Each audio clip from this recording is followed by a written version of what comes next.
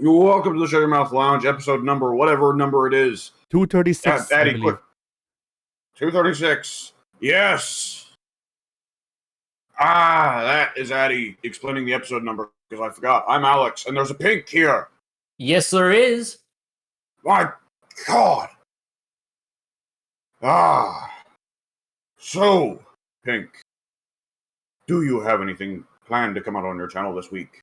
I'm gonna have the second part of the Armello playthrough that we did once I get that all edited up, because I had to go take care of Puppo multiple times throughout that recording, so it might get tossed, but it's probably gonna get edited and go up on the channel this week. Outside of that, there's probably DVD that I didn't upload last week that will go up this week, and that should be it, unless I do something for 4th of July, which would be like a Civilization 6 playthrough with America. But I doubt I'll be doing that. You know, I find it funny All I find it funny how when I was chilling Armello to Pink off recording, Mike came into the call, and he's like, "What's Armello?" And I explained to him, and he's like, maybe interested." And then Pink posts a video of Armello, and he's like, "Oh no, furry shit." Like, yes, I told you the game features anthropomorphic animals. Like,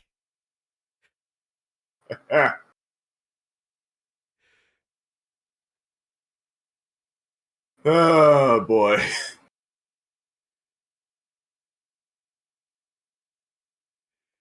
Well, in that case, I suppose then, Addy, what you got coming out on your channel this week? Nothing. I have been sitting on a recording, or I have been sitting on the half-edited raw footage for that one stream I did of Last of Us, and that's waiting for me to actually be able to get around to streaming it again, more or less. Like, yeah. The worst part is I remember making good jokes in that. I was actually funny for once, and it's just been sitting there, fucking running away. Yeah. You know, I saw. Speaking of The Last of Us, and sorry for derailing the podcast a bit, but I saw a fake tweet by quote unquote Neil Druckmann, and it was like, we're trying to keep The Last of Us one remake as faithful to the original as we can, except for adding a part where Abby goes back in time to be the soldier killing Joel's daughter. And when I saw that, I was like, you know what? Like that's a thing. But like, if they did that, I would actually give them props. Because like at that point, fuck it, dude. Like, yeah.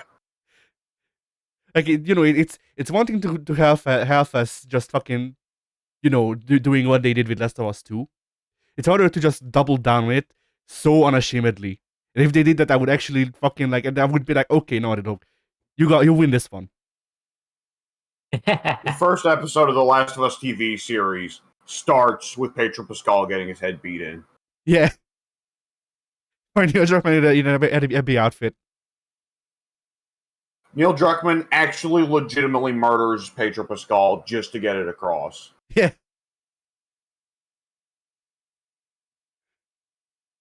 But anyway.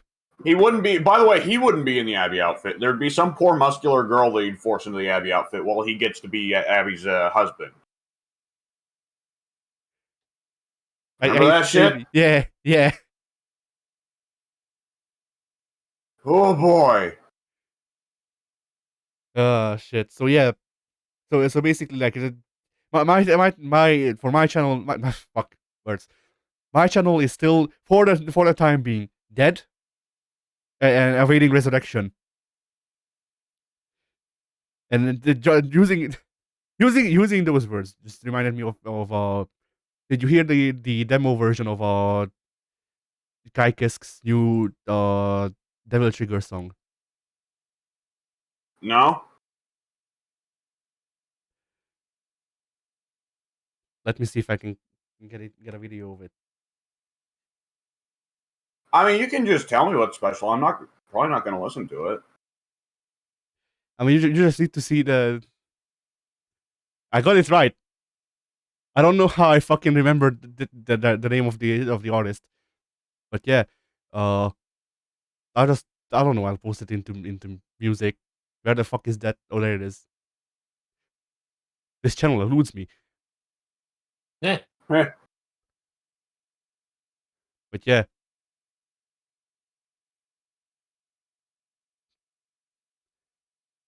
Okay. Have you not heard of that song yet? No, are you doing the stinky meme or is this legit? I am doing the stinky meme, but the song is actually like the song exists. It's not a meme. So I don't well it's I think an actual band making a jokey song.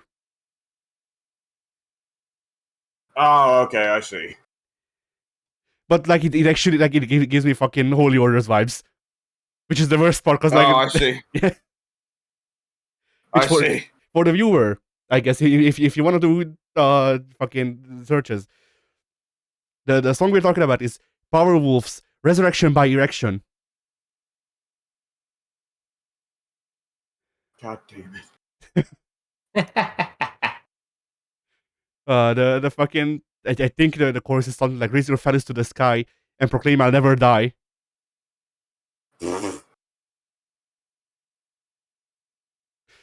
Anyway, so Alright. have you anything coming on your channel? Yes. I believe I only wound up recording one session of Armello. Around the time Pink went off to take a break, I cut my recording and did not bring it back. So it is just me being shit at it. I believe that will come out sometime in the next few days. As a matter of fact, it might have come out right as we're recording, come to think of it. Either Nice. which way, I went ahead and dropped the first third of the Team Fortress 2 birthday recordings a couple days ago. The other two recordings will be dropping over the course of the rest of the week. I also want to record RimWorld since I bought it and I just bought it and I have never played it before. And my understanding is that game is LP fuel.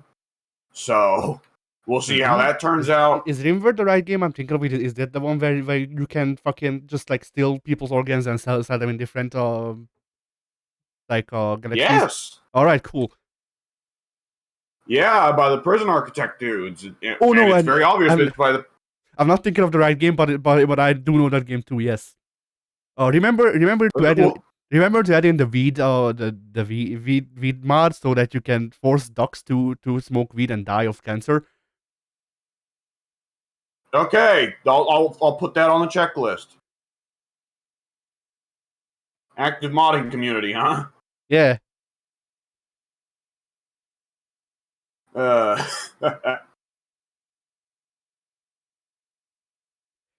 Yeah, RimWorld is a game like RimWorld is slightly less modular, more easily understandable dwarf fortress. So that's what I've been understanding. Yeah. So and less built around less built around always turning into a disaster, right? It depends. It depends on which narrator you go with. I think that was the game with the narrators.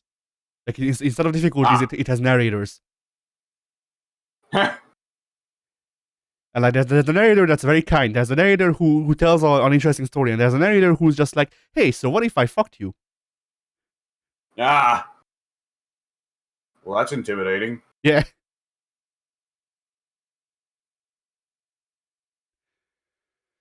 So yeah, the RimWorld is also a game where like you need to spend. I want to say like, I talk in sessions now. There's no hours. It's sessions. Yeah, you need to spend like 10 or 15 hours to understand the basics, from what I can understand. Like once again, it's a game I've never played, but I've watched many people play it. Sometimes in real time because of live streams, and yeah, like it's a game where like your first 5 attempts will be shit, and you won't get what's going on, and then either someone explains it to you or you look it up, and then you go, yes, that makes more sense now. And, then it will bug out, and you will be lost again.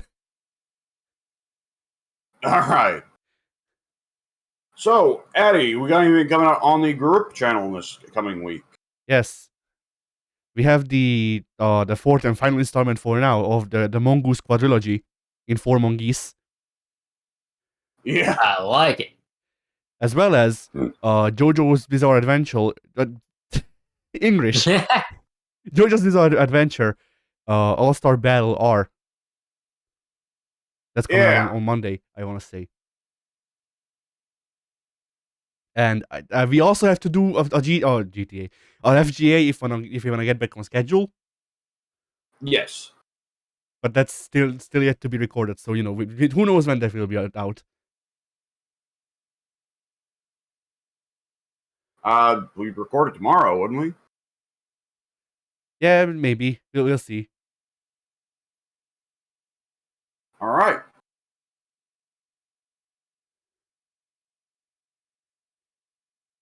Then yeah, I believe that's all coming out on the group channel. And I actually have we used to have such a fucking big backlog, and now we're back to the point where I'm just off the top of my head. I just off the top of my head know what's coming out for the next month. Heh. But yeah. So Pink, Yeah. what have you been up to? What have I been up to? Let's see. I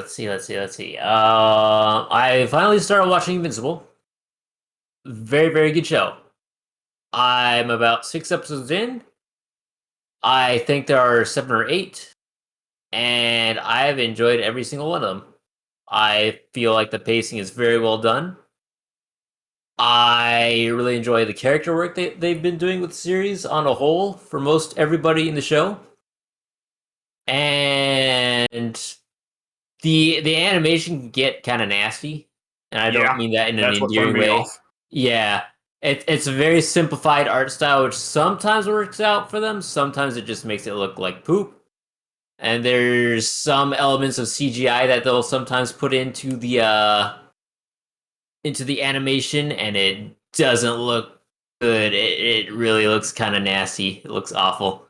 When the Flaxons are invading and they've got all the little CGI aliens running about, and they reuse those assets or that animation multiple times over and just slap their 2D animations on top of it. Yeah. Yeah. Looks bad, man. It looks bad.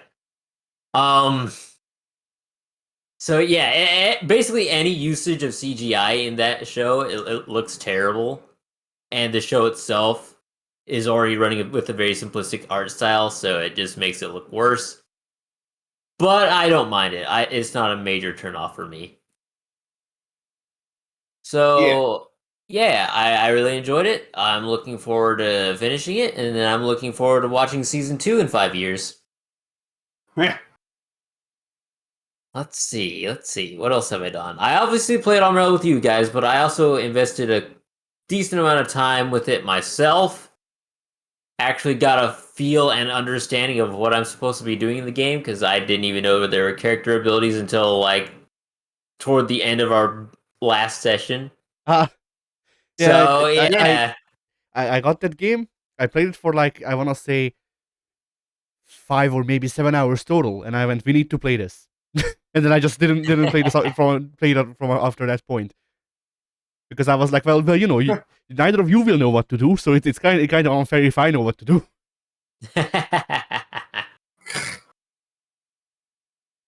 Yeah, I think it's a very fun game. I think it's got a very solid foundation. There's a lot more that could have been done with it, that should have been done with it, that obviously won't at this point because it was released in 2015 and now it's 2022, and I assume support for that game is dead, which is kind of disappointing.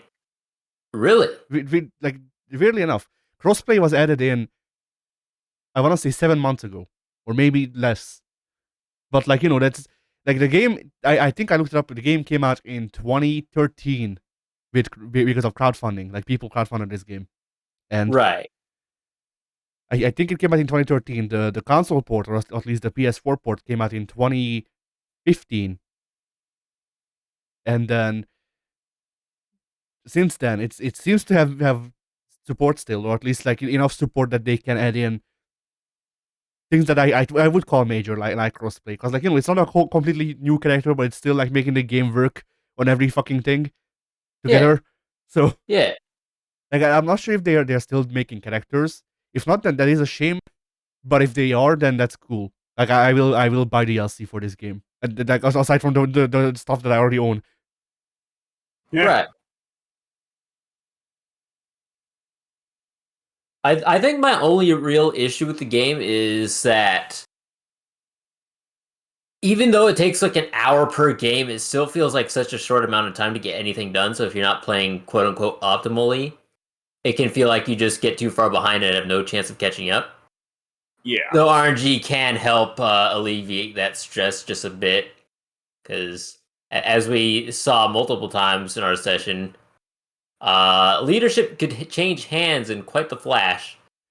Yeah, I think it's less that you don't have time and more RNGesus. Like RNGesus, Yeah, you live or die by RNGesus, and that very means true. that means that sometimes you're just streamrolling everyone else and just fuck everyone else's gameplay. You play the game and the king plays the game, and sometimes that means that you get settled with the stranger turn 2, and then spend the rest of the game summoning Banes and dying.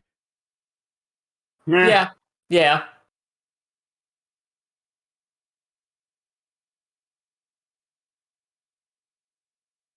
Let's see. I didn't really have anything else to say about that game. I thought it had a solid foundation. Game can feel a little too quick paced for my taste. Also, the board can also sometimes feel a bit too small, but that's a minor complaint. All in all, I enjoyed the game. I look forward to ever playing it with you guys again, and I enjoyed it enough to purchase some DLCs and invest some time into it. So that says a lot about the game. Yeah, Outside of that, what says more about the game is that you played through all of the tutorial. I think. yeah, I played the entire tutorial willingly, and I actually didn't die in this tutorial, but I did break it. So tutorials are still moderately cursed for me. Yeah. But nonetheless, I finished it. Yeah. Let's see. What else did I do? I know there was something else major that I wanted to mention that is completely slipping my mind right now. Oh wow, what was it?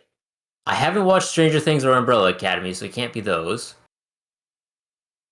Something Well, I watched Marvel? Money in the Bank last night, but I assume Alex did too, so we'll talk about that when we get to it.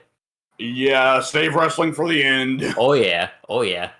So let's cut it there. If I remember what I did that was major enough to forget, I'll shout, but if not, just forget about it. All right, Addy, you shoot. All right. Then I guess I'll start with the faster one. So recently I turned back on YouTube's monitoring of what I watch because it kept suggesting that I watch fucking like these music live streams where the thumbnail is just a woman in see-through bikini, and like I would like that gone from my fucking recommended list, you know. That's some good ass music Yeah. right there. And so because of the channels I watch and shit like that, I've been getting recommended a lot of like art tutorials, but like not really art tutorials as much as like actual like professional artists working for Marvel or DC or both sometimes talking about Yeah. how they like how they do like inking, for example, or how they go about sketching or stuff. And I found out the way I draw is called not from memory, it's from imagination. That's the way I prefer drawing, which is also not how you're supposed to draw until you're actually like good at it. Ah. But like yeah, it's this weird thing where like like I watched multiple videos with multiple artists, and like some people who are just like well renowned for being good artists who aren't working for comic companies and shit like that. And whenever the topic of drawing from imagination came up, they're like, oh well, eventually you reach a point where it just feels natural, and then you just start fucking doing it. And that's like drawing from imagination is how I started, which is That's fucking probably weird. how most people started. I think they're lying to you. I don't know. But it's a thing of like it's they do still say that it's a thing like you need to rein in, and I can understand that because of the way I draw, but it is still weird that's a thing. Anyway, I did draw a couple things, and I'm gonna try to go from worst to best. Oh wait, actually, I'm gonna start with the thumbnails because I made thumbnails for both Armello and Saints Row 3. and I all right. didn't draw either of them, which is why I'm getting them out of the way first. Like yeah, the Ormelo one, I guess I don't know where I put it. I just put it in the fucking art. Moderating my own Discord is hard, so I don't.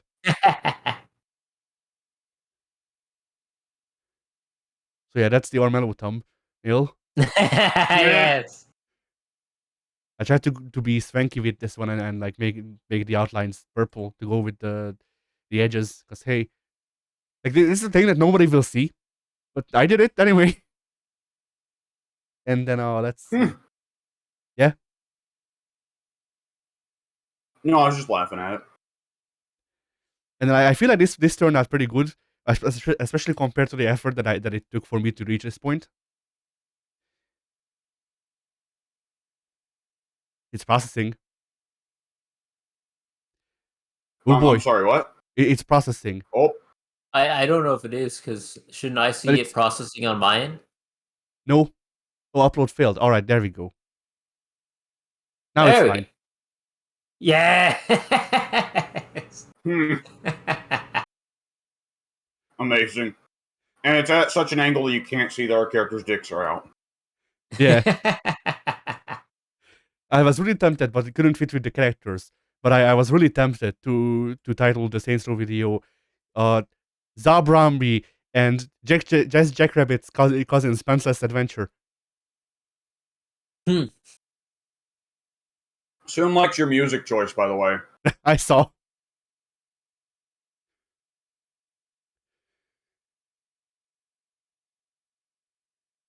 But yeah, so I feel like this turned out pretty fucking good. All things considered, and all I did was just tint the background, the two colors, and then go over with a brush to make it so Zabrambi and whatever my character never got a name or not colored that color. The boss, that's my character. Default name for Saints Row. He is the boss, though. Yeah. I mean, if he wasn't the boss, would he have his dick out? You got a point. That's a good question. But yeah, I don't remember. Oh yeah, I titled the Saints Row video and I wanted to run this by y'all, which is why I remembered to bring it up. But I in the end I titled the Saints Row video "Burning Through the Witches" in Saints Row 3. It's fucking. That's not really accurate, but it's nonetheless amusing. It's not accurate, but honestly, with video titles, that's what you got to go for most of the time. It's not accurate, but I couldn't come up with anything better, and that's what counts. So yeah, then for the actual drawings, let's see. Yes, I did name it this. So I have a calligraphy brush, a like Japanese-inspired calligraphy brush that I use for calligraphy. Funnily enough. But it's the brush that I used for the new FGA logo. And while doodling around, I just figured, hey, what if I actually try to use this to draw? And this is what came out of that. Yeah. Aha.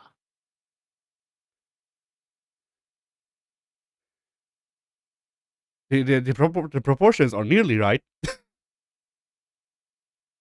But yeah. And then, oh yeah. I don't even know how to fucking just say shit around about this one. So it's here. I redesigned the old Kirby in a mech. I feel like this mech turned out better. Why is it a skull-themed mech? Because when I first made the concept for this, I was like, okay, so what would be funny? Kirby in a mech that is obviously not like designed for Kirby. So just fucking that or whatever.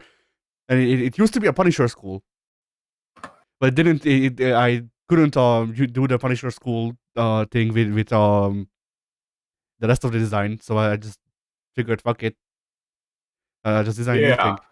Now, technically, this is a bad mech because it used like I while designing it, I'm using like 3 different the design languages or whatever the fuck, because the legs do not fit with the arms, do not fit with the torso for the most part.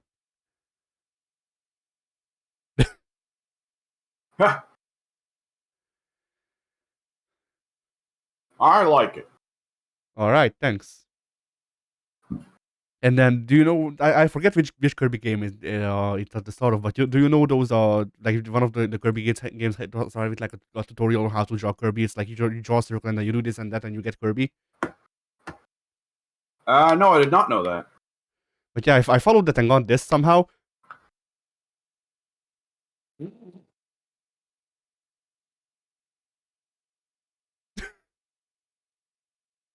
I just died. Rogue Cloud. Rogue Kirby Cloud. So Pink, what are your opinions? That is a work of art. Isn't it?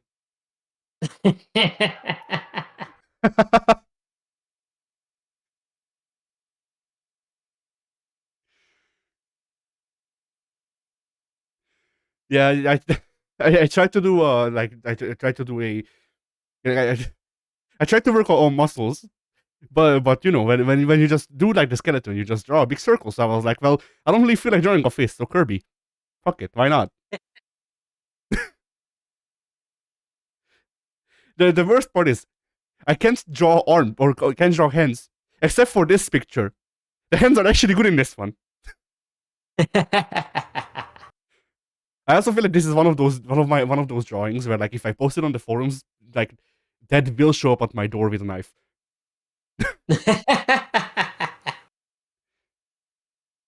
Ted might at least appreciate how disturbing it is, though I don't know if he'd appreciate the homoeroticism.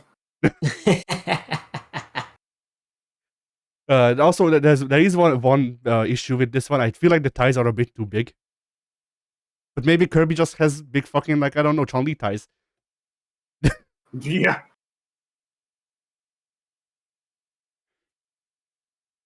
Yeah, that's other issues. I can't post this on the forums because I fear that pro boards might like, you know, it might cause trouble and I'd rather not.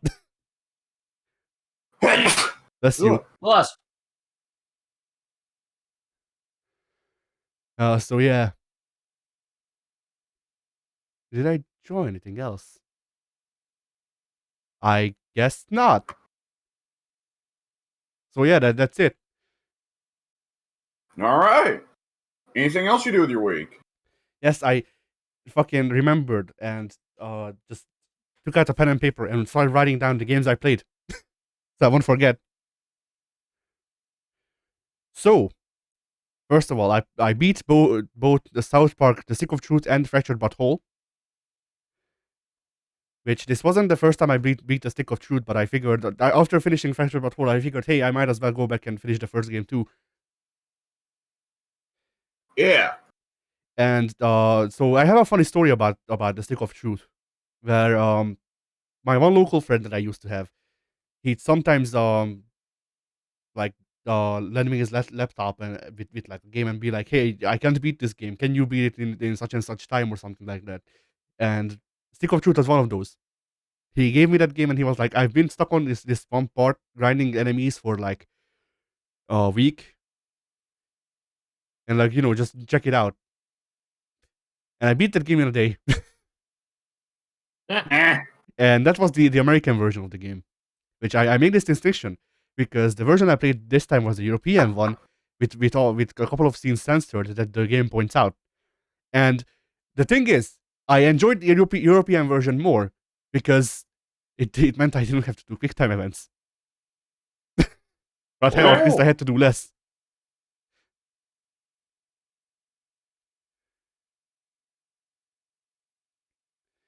But yeah, the Stick of Truth is a game.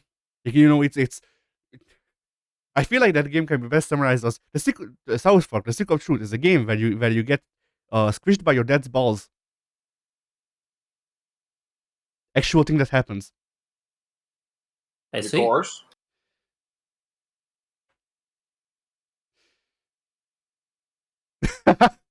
soon.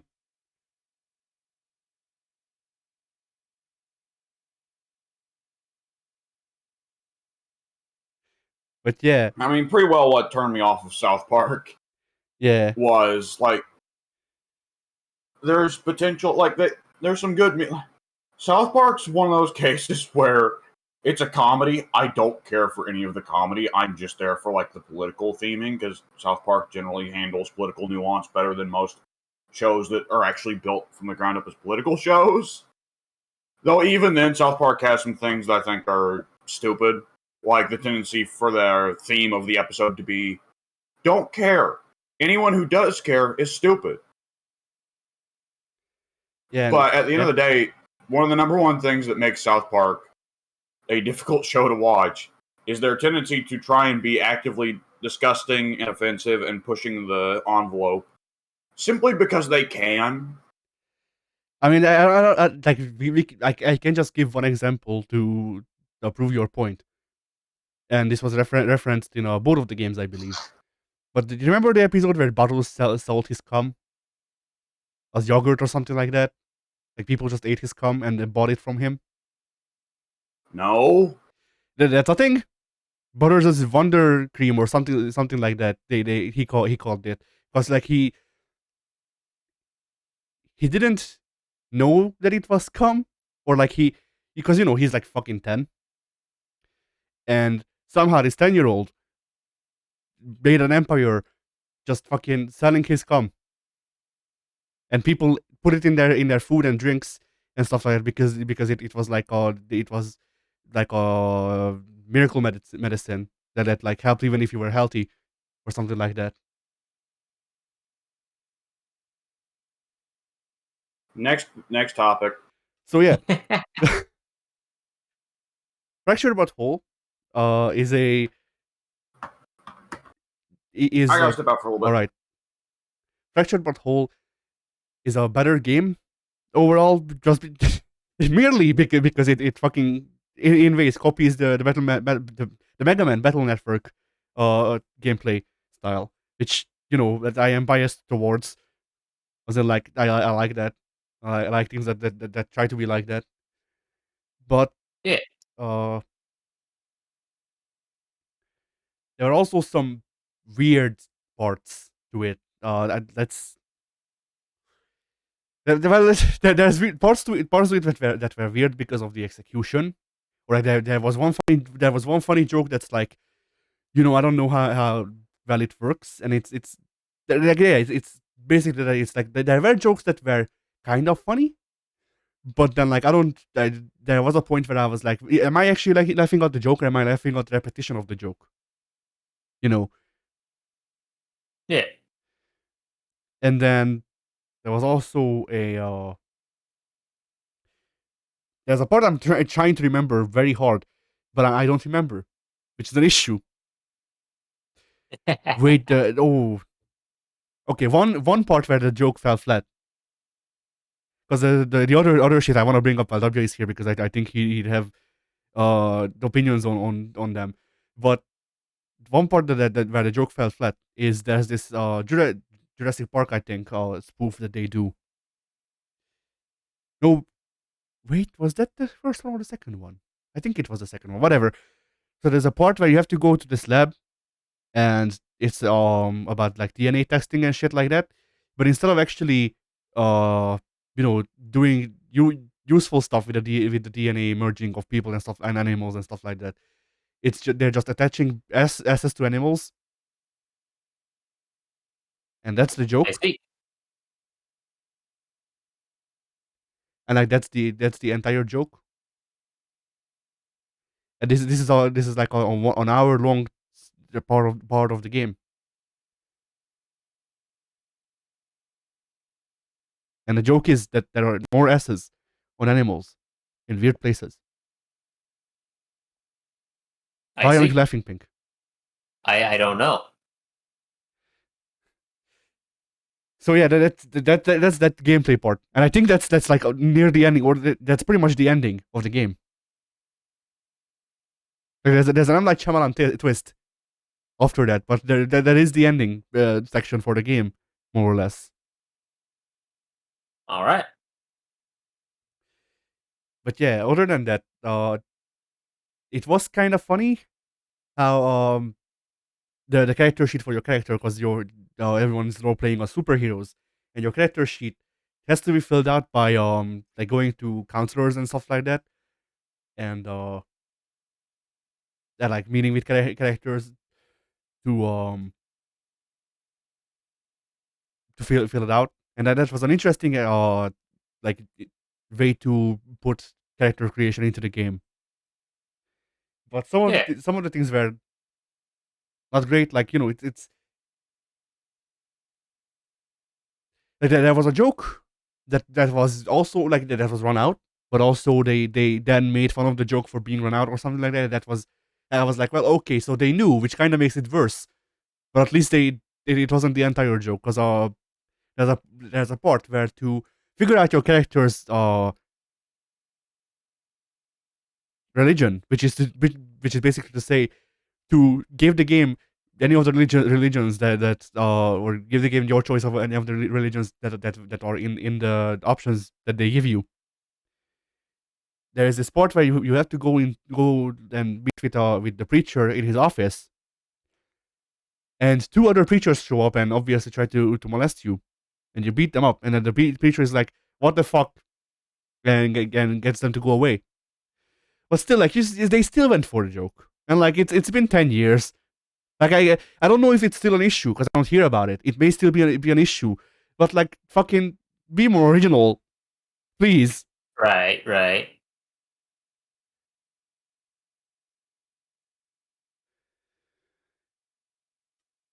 And then the other part was this is one of the issues with South Park and how it handles the topics and stuff like this. Like you have to go to Mackey, Mr. Mackey. I don't fucking know. Did you ever even watch South Park, Pink, or am I just talking at you No. about South Park? Ah, nice. Basically, Pink, here's what you need to know about South Park. South Park is a series where a 10-year-old kid sells his cum for profits, and also a middle-aged old man is also Lord, the singer. Fair enough. And that's pretty much it. Both of these things. Okay, no, the first one I brought up wasn't because I actually saw that episode, but the second one was after my time. It was after I quit watching South Park because of the episodes like I brought up.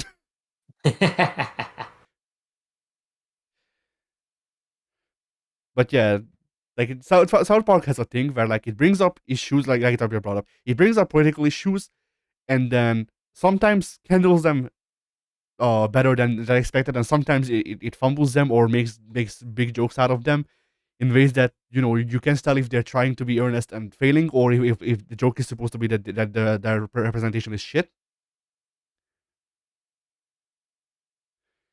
I see. And they did one of these with getting your character's sexuality, because your character can for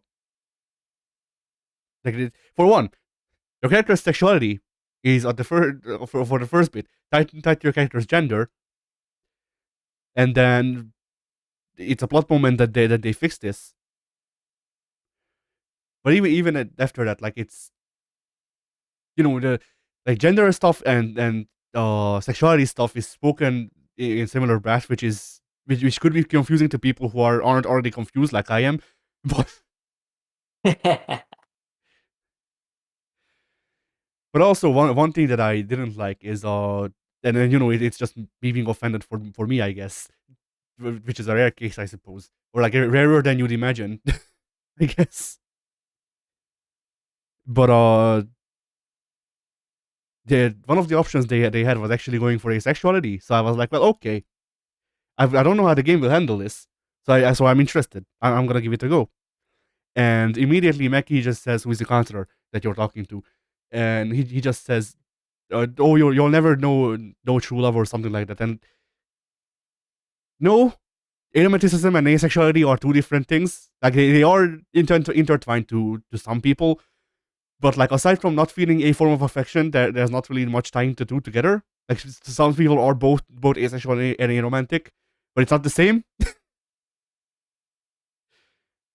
Yeah. And it's one of those things where like either they didn't know and they actually fucked up, or they did know and they put it in to trigger me. Which like that's the thing with South Park. You never fucking know because they always do this shit. Yeah.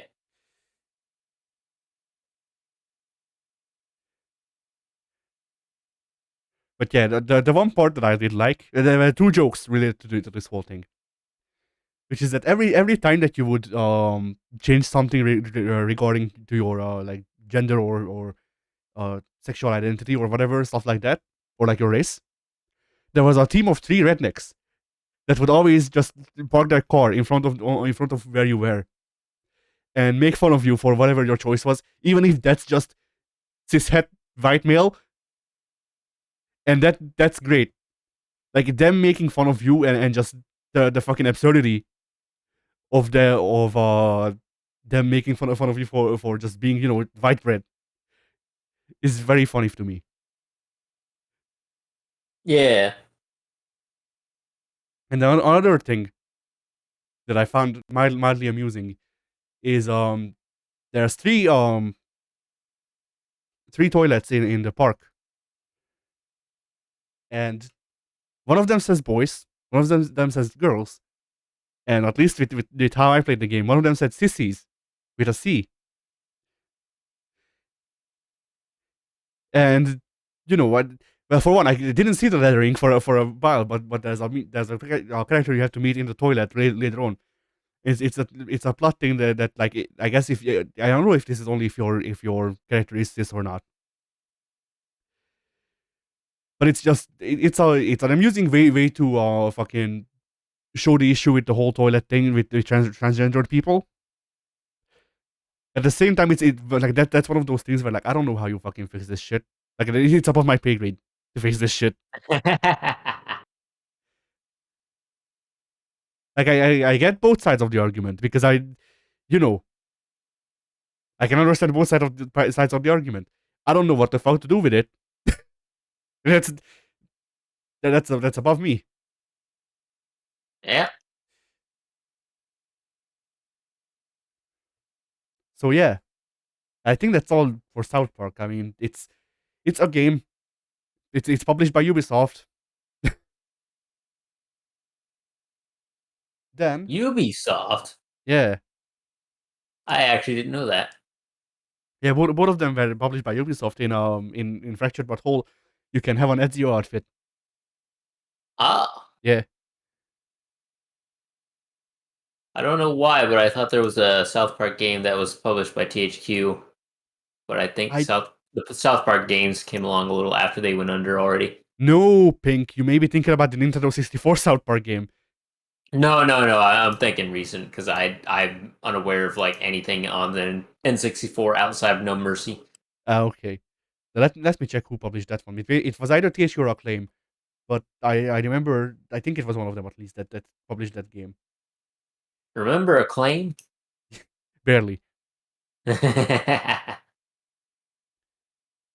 Let's see. Give me your box art so I can see who published this game. Acclaim. Oh man. It's funny how I remember all from after all these years.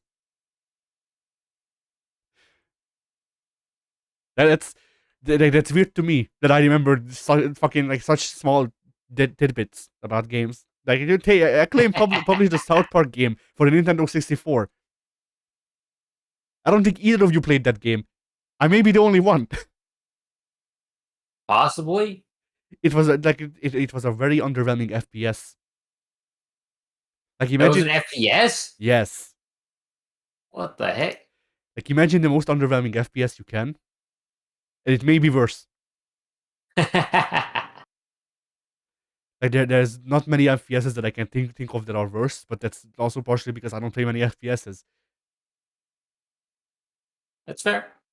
And there definitely are worse on Steam right now, just because of asset flips. But anyway, Yeah. then I also played Dead Cells.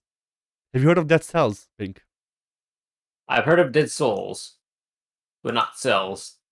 So Dead Cells is a roguelike Metroidvania, which like there's like video gaming as a whole, but indies especially seemingly just have a thing to take combinations of game genres, or like basically just combinations of words that I don't like, and be very regarded. Like there's also Tunic. Tunic is a game. Tunic is a Tunic is Legend of Zelda and Dark Souls.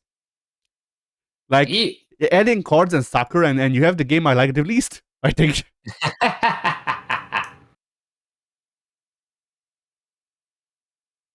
But anyway,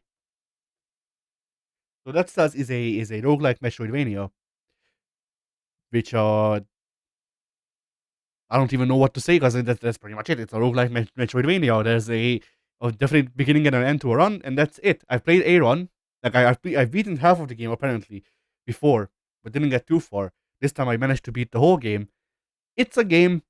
It's a roguelike Metroidvania. Like it's not much. There's not much to say it for me. Like it's a thing of like if you like Metroidvanias and you want them to not end, you may like Dead Cells. But like as for me, I don't like Metroidvanias.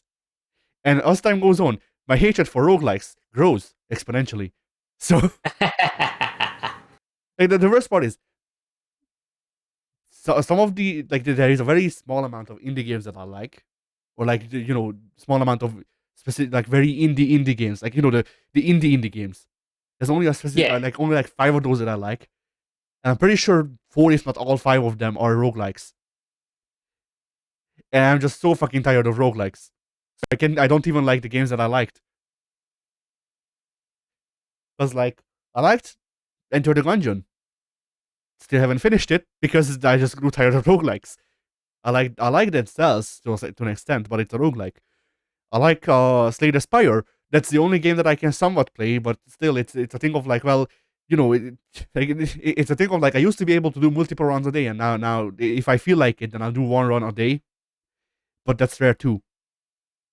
I liked Wizard of Legend. That's also a roguelike, and I'm it's like I had fun with it, but it's whatever. Like I can like I don't straight up own that game. That was on Game Pass, for the record. But I can't force myself to buy that game anymore. Like I want to because it was fun, but it's also like a roguelike. and and there's a lot of games like that for me where I'm like, well, I enjoyed this game for limited time that I have it previously, but also this thing that I don't like, and that's keeping me from buying it. And like it's either that or I'm like, well, I know I would like this game, but also I want to record it, and like I don't want to waste money to have a game that I won't play. Yeah. Yeah, absolutely stick to buying the games that you actually want to play. Then let's see. I did put a lot of time into For Honor. I was really imagining grinding away with the money to get everyone unlocked. I got one more character. Oh boy, who'd you get? Tenebris Man, Black Prior, Oh. Vortiger. How many other names does that character have? But yeah, I literally unlocked. We made one of them. Yeah, true. But yeah, I literally unlocked Black Prior today, and I haven't played them since I got back into 400 because I want to level up Aramusha to rep 9 before I move on to any other character because I got Kyoshin. Oh yeah, I don't remember if I talked about buying Kyoshin. I guess I bought 2 then, if I didn't. But yeah, I got Kyoshin to rep 1, and then I was like, well, Kyoshins are a hybrid, and Aramushas are hybrid, and I kind of rather play Aramusha to get the hybrid missions done. Like understandable. Kyoshin is the samurai faction Black Prior in gameplay largely. Yeah. At least in like that's how I feel at least. But then that's also a very big simplification because the Black Prior to me is has a couple of he has like one poke, has a couple of answers to other people attacking. Like he has a couple of good counters, as in like maybe 2, and then pancake flip, and that's the Black Prior to me. Kyoshin is similar. Yeah. Like Kyoshin is similarly like has maybe one good poke, if even that. Has some alright answers, as in like I think one string to other people attacking, and then has an all guard stance that opens up their moveset. So like it's not a 1-to-1 literally the same character but with a samurai coat of paint, which is, I mean, if it was, then I don't think Ubisoft, like I think Ubisoft would have removed the character from the fan outrage. But then again, Griffin is right there. Anyway, what was I going to bring up about For Honor? Well, one of the things that they made, like they changed around the missions a bit, as in like they added maybe 2, but one of them is actually like playing a game with other people in a party, which means I can do them. Which, like, you remember that being a mission because it was, but now it's a daily mission too, and it wasn't. And yes, I noticed this shit. I don't know why, but I do.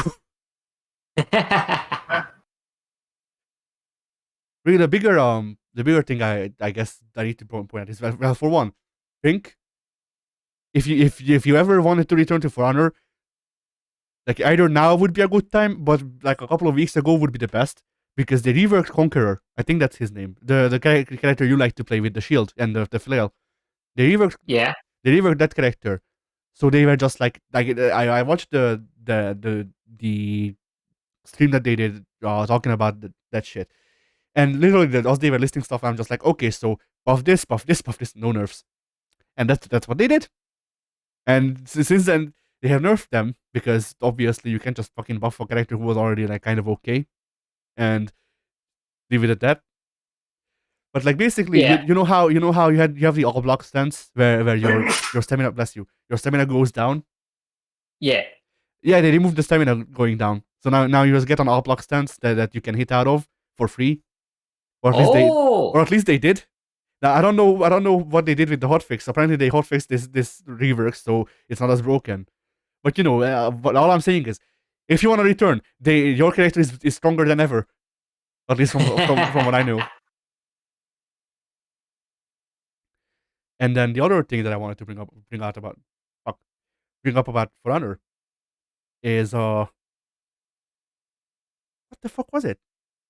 Because I didn't want to bring something up, but I don't remember. So I guess don't, whatever, just move on. Then I played. I'm gonna skip one game because I feel like it works better next to another. But I played The Wonderful 101. Oh dear. All right. Hot take. I didn't like it. Like it's a hot take, sir. I didn't think it was bad. I really thought it was not for me. Like it seems like it's a game that you would really like if you're into Sentai. I'm just really not into Sentai.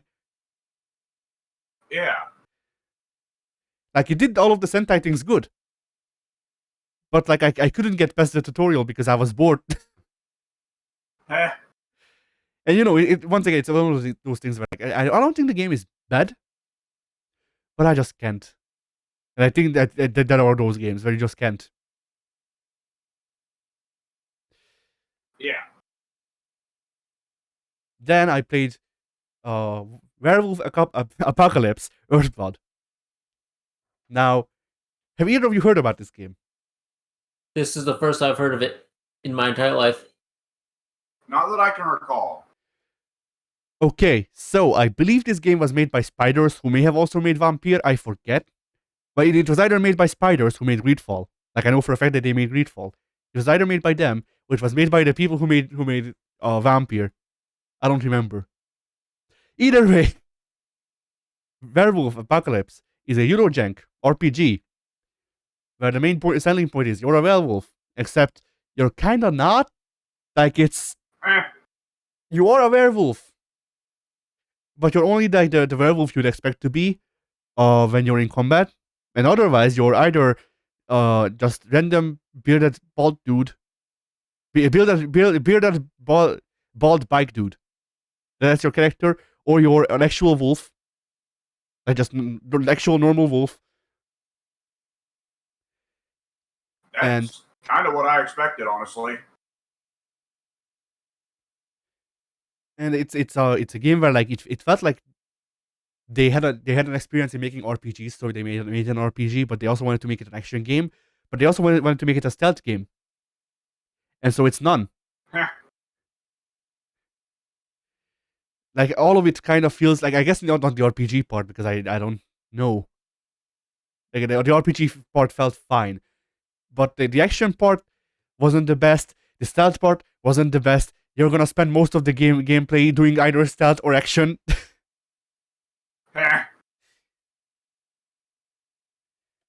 Like they tried to do like combos and stuff like that, but it was very limited and like not really interesting.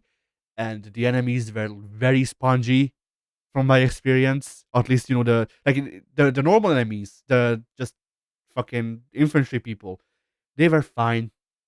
But half of the enemies, like I played, I want to say 2 hours of this game, maybe 3. In those 3 hours, the ratio of uh infantry to big muscly people who take like 5 hits, if not more. Which that doesn't sound like a lot, but you don't hit fast. But like tanky people and fucking not tanky people, like the ratio went very much in favor of tanky people, and it may be a thing where uh a thing where it's an adaptive difficulty where if you get into combat more, then you get tankier opponents, which is fair. But the stealth also kind of sucks.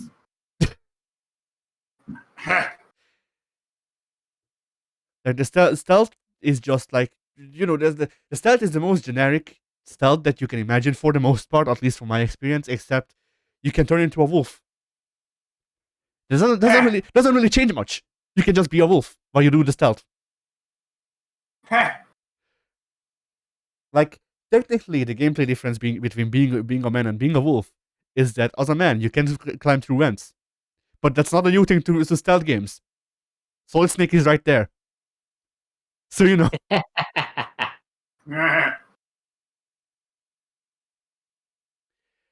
And just overall, like the story is very the story is, I feel, trying to have a message of let's try to not fuck the environment even more than it already is, which is fine, but it's not engaging, which is bad, especially when you have a message that's kind of important, And speaking of not engaging, I quit the game after I went, okay, if the next area that I have to go to is another power plant or just industrial area with a lot of military people, I am fucking quitting the game and uninstalling. Because I spent all of the time being in industrial areas with military people, or being in a slight forest with tech right next to an industrial area with military people. And wouldn't you know, the next area was also in an industrial area with military people. And incredible. Yeah. Amazing. It's also like you went up to a werewolf, and they'd be like, "Hey, corporations are bad. They're killing the environment." And you go, "Okay," and then you're sneaking, and the guards are talking to each other. Man, the corporation we're working for is bad. We're killing the environment. Yeah, I love killing the environment too. I hope we get more money. I'm a big fan of killing the environment. I wish we could kill it harder. And like, once again, it's a thing of like, I get the message. I get that it's important. For fuck's sake, please try to make it like not this. Like, make it engaging somehow. Because that's the failure for most of these times when there's an important message, is that like conveying it in a way that's actually like, having a good message is not enough. You need to convey that message in a manner that is positive for that message. And I would argue that this is not positive for that message, because I am not actively going out and harming the environment more than I was or wasn't before. But just in difference to the point of not wanting to engage with it anymore is pretty bad already.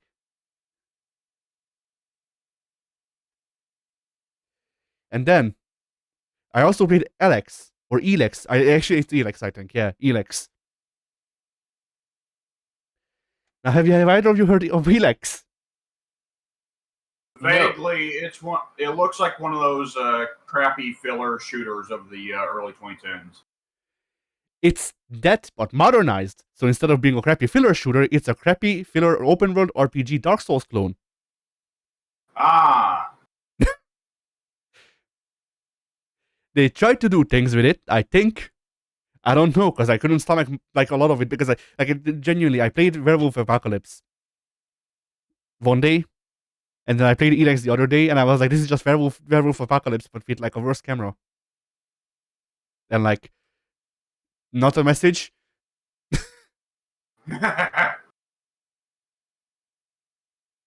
And I guess Werewolf Apocalypse without a message, a worse camera, and not like without an interesting gameplay gimmick of being a wolf or werewolf.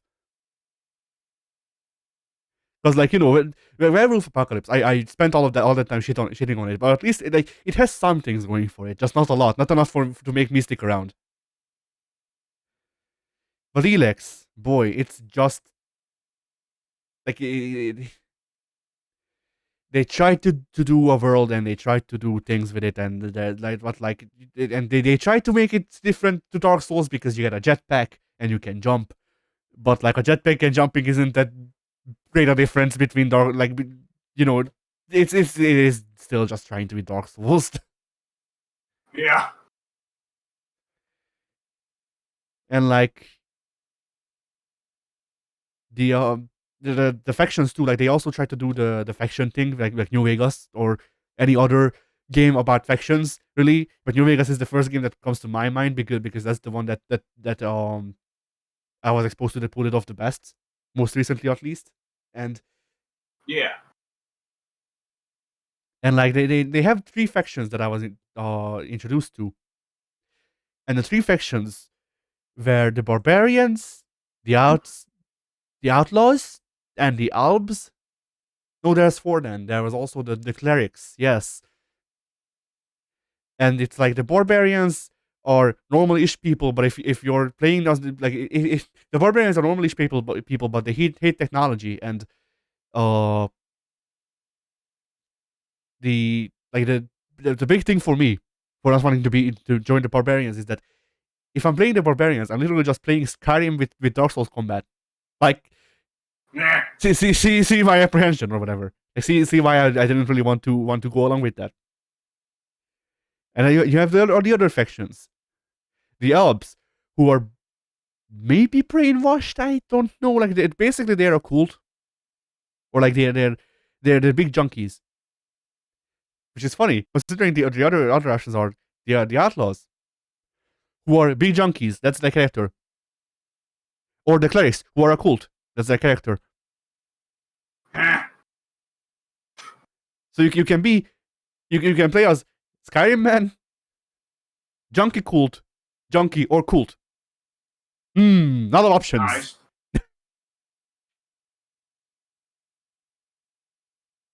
There was a reason why New Vegas gave you the option to say, fuck all these guys, I'm just doing it myself. Yeah. And like, it's a thing of like, I think it might be an option in this game too. I don't know, because I didn't play long enough, but it's like playing both this game and Werewolf Apocalypse and stuff like that. Like, it's a thing of like, I get that the post-apocalypse is a setting that people like and stuff like that. But like, I'm playing these games, and then all on my mind is like, I could be playing Biomutant. The Biomutant isn't even that great. Like, I like Biomutant, but like, Biomutant does multiple things that I like in one package, even if they are somewhat mishandled. Like, I won't claim that that game is great. Like, it's a fine 7 out of 10 game. But like, I'm just like, I could be playing Biomutant and having fun, and instead I'm doing this.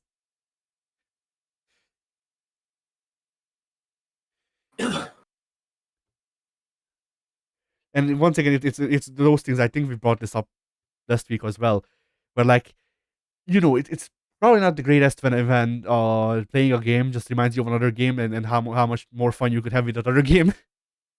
Yeah.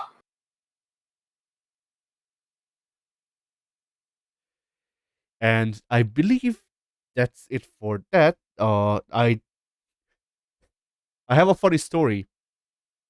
So for a week, or maybe more, I don't know. I've had Final Fantasy 9 and 12 downloaded on my PlayStation, being like, hey, I'm gonna play these games. I'm gonna fucking get around to it eventually. And just like I'm gonna give all of these other games a go. And I hit the microphone, great. But yeah, I'm gonna give all of these other games a go, and then like see if I like those, finish them if I do, and then I can play Final Fantasy because those are long RPGs. And every time I look at it, I'm like, or when I'm also going through the PlayStation library, I'm like, I don't want to play these games. Like, I don't want to play X and Y game because I don't know, doesn't appeal to me. But I do have Final Fantasy download. I could just play those. I never will. Like, I look at Final Fantasy, I'm like, too long. How do I make this less long? I want to have experienced Final Fantasy 9, but I don't want to play it. I want to know what the deal is with Vivi, but I don't want to play Final Fantasy 9 because that will take like 100 hours, and I don't have that. I have this kind of time, but not. It feels like I'm wasting it. Like that's my thing with turn-based RPGs and like longer games in general, is that like shorter games, I feel like I get more value out of shorter games because they respect my time. They give me if they are well made, they give me a nice story, and they're like, hey, here's my thing. All right, now you can go enjoy other things too. Like they respect my time. Longer games feel like they're trying to be your one thing, and I already have had one things, and it never went good. I don't need to bring up what my one things are because you know. Or were at least, but yeah. But that's my thing, is that like, I want to know why Final Fantasy 9 is said to be one of the best, if not the best Final Fantasies and stuff like that. I want to finish Final Fantasy 12 because I have it on. I literally have a physical copy of it for the PS2 right next to me. So I figured I might as well. But like, it's a thing of like, well, I don't know if I want to play nothing but For Honor and Final Fantasy for the next week, and like even For Honor only just to grind away at money. Like play 2 matches to get my orders done, and then just fucking go and play Final Fantasy. Like I need to be in a specific frame of mind to play RPGs like that. And if I'm not currently in that frame of mind, then trying to play an RPG is just an unsurmountable task. Which is like, because that's the thing. Like I played through Final Fantasy 7. Final Fantasy 7 is like fucking 130 hours or some stupid shit like that. I don't even know. It's 4 discs. That's what I know. I'm actually checking how long it is.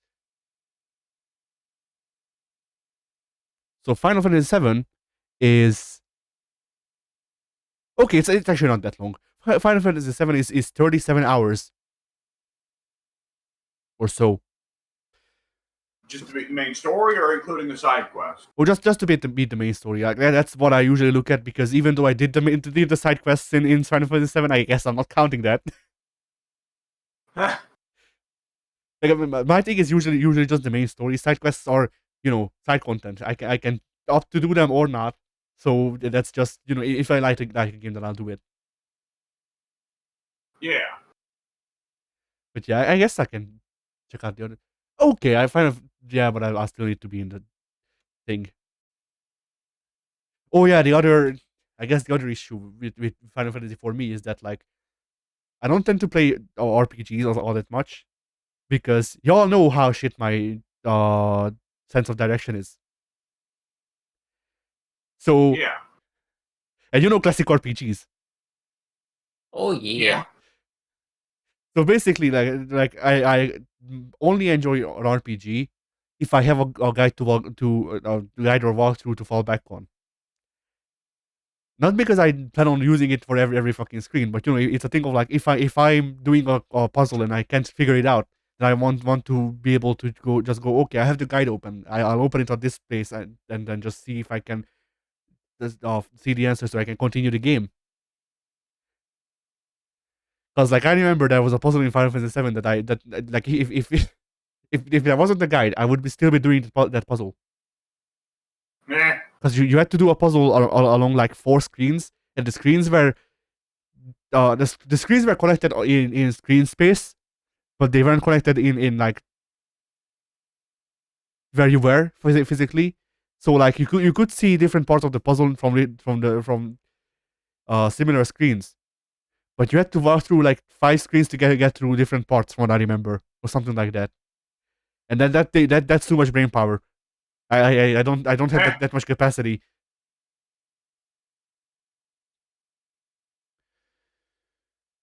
But yeah. So basically, what I'm saying is that Final Fantasy will play my hard drive until I actually feel like playing an RPG again. Which, who knows when that will be. But yeah. And then I only have pictures, but we can do that after everything's done if we have time. Like they're not anything important. So yeah. I'll go ahead. All right. Well, let's see. Oh yeah, because of Battleman. Battleman. That's what I've been calling him consistently in this session. Battleman Mega Network. Because of that game's that collection being announced. I like those games.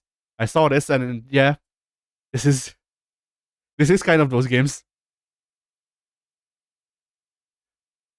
I posted into gaming. This isn't an actual screen grab, I don't think, but it has a spirit.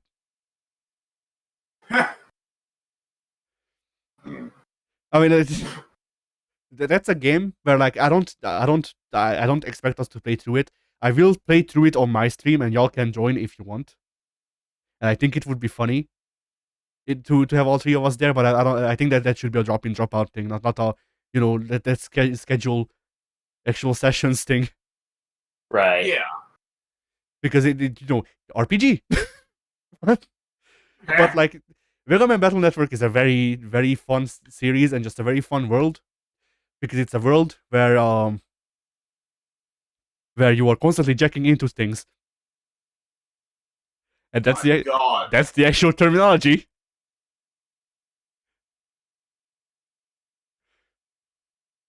I'm already hard. Now let's see. I have a couple of funny pictures of some of them of recent events, which like I guess that makes it sound bad, but no. some of them Sonic related. I really like this one. So recently, I put it into pictures. But yeah, I really like this one. This is a picture edit, but it's actually something that he said. So yeah, but it cuts out the rest of the tweet. Yeah, but no, it doesn't cut out the rest of the tweet. It edited the thing. So this is the only thing he said. He said stuff before and after. But I just really like this picture. It has big vibes. Yeah.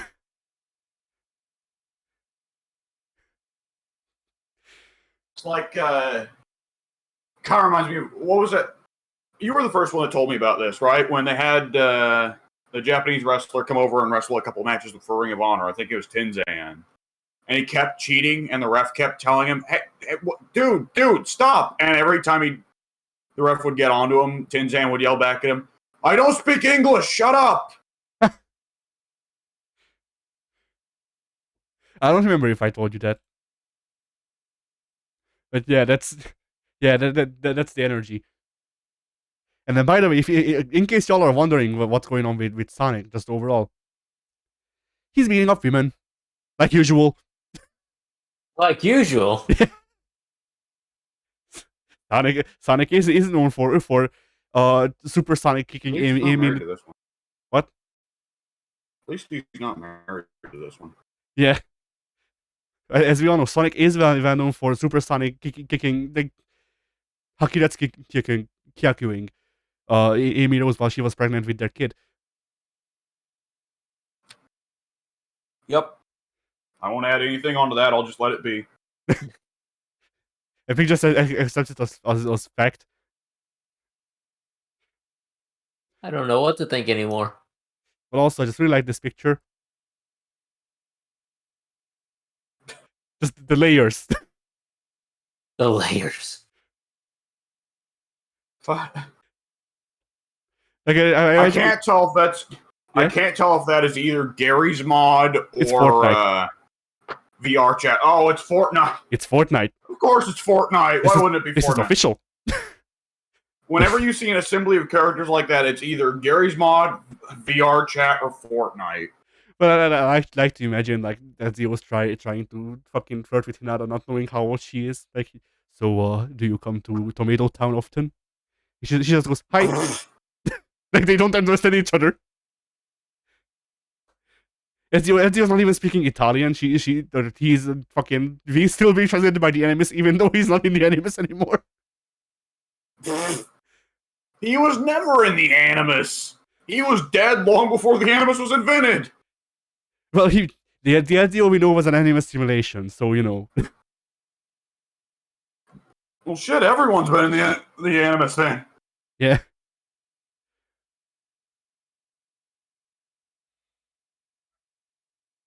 But yeah, I also just like this comic both because of the content and also the art style is very, very nice in my opinion.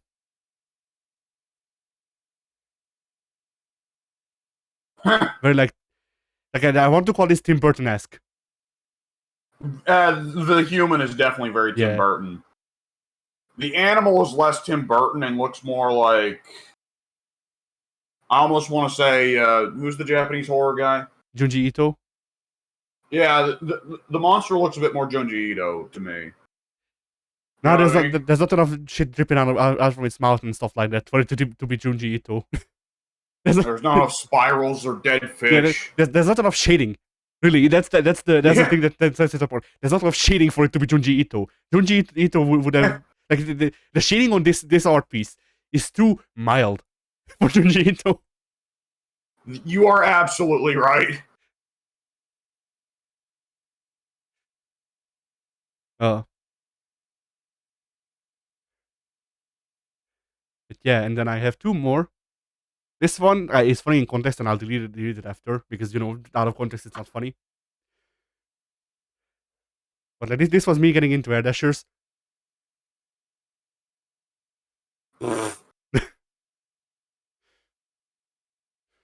You could leave that in to bother soon. Sure. Yeah.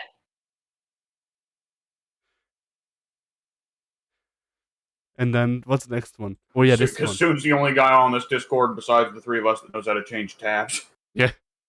I also liked this one. Both like it's also one of those like I kind of like this is supposed to be a relatable meme, and it's kind of that to me a bit, but also just the absurdity of the caption combined with the picture is what really sells it to me.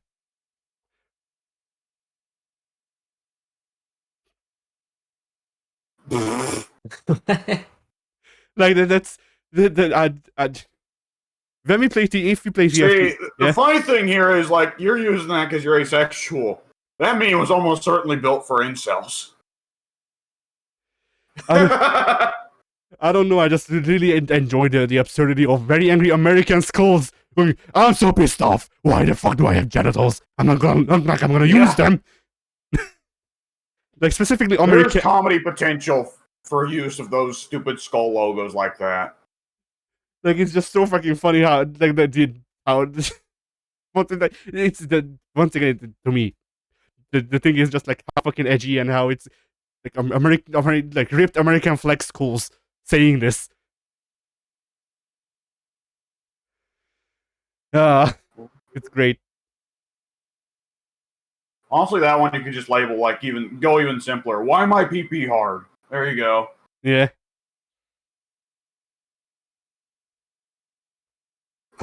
Take that meme and make increasingly like liberal texts on it that just like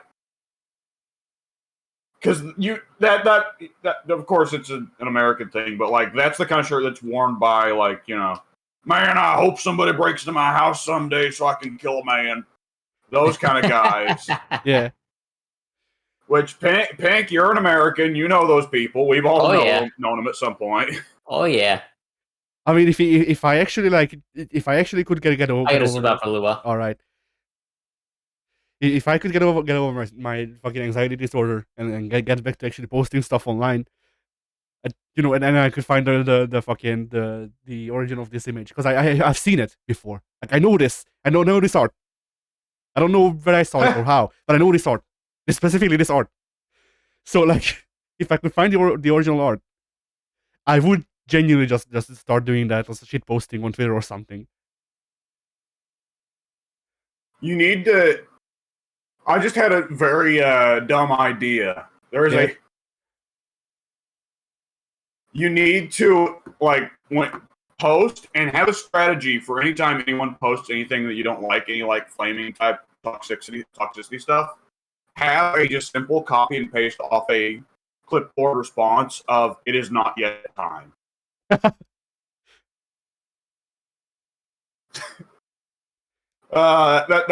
one of my favorite dialogue lines from Disco Elysium, and I feel like on some level I'm spoiling Disco Elysium a little bit for you guys when I say some of these lines, but then I remember Disco Elysium is fucking great lines from beginning to end, so it's like, oh, it doesn't matter because there's 5,000 more where those came from, and not only that, you get entirely different, well, not entirely different, but you get some very different lines depending on the way you built your character. But at one point, at the very start of the game, when you meet your detective partner... Sorry, I just had the fucking... I just had the mental image of... Since we're going with Disco Elysium quotes, I had the mental image of someone posting like something inflammatory or whatever, and just in response, starting to quote fucking "Where the Hood at?" aggressively. Yeah. Oh, that's one of those moments that gets better once you've actually been to the end of the game, and suddenly you're like, oh, now that actually makes sense.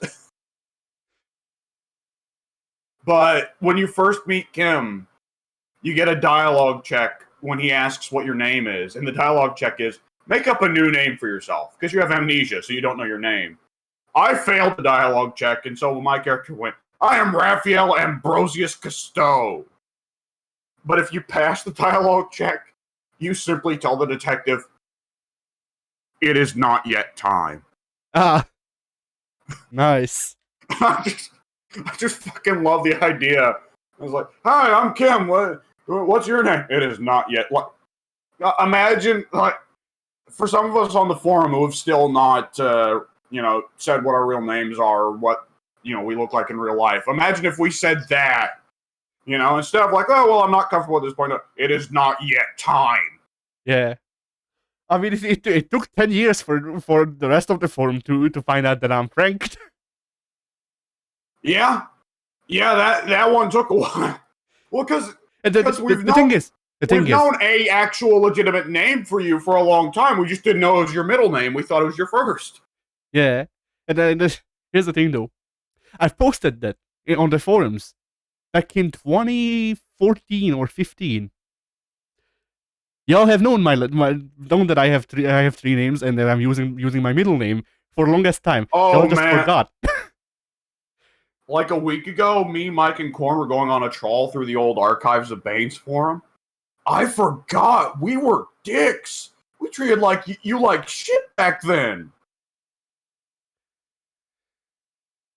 Like, I don't know what the fuck had jumped up all our collective asses, but like, we were like treating you like demon, and I don't know why. I mean, I was 13.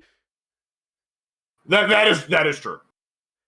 And that was definitely what I was noticing reading my posts, is like, especially going back then and seeing me do the clown gimmick, and everyone doing the clown gimmick, and I was just thinking like, oh my god, 16 was a rougher year than I remember. Yeah. Whew.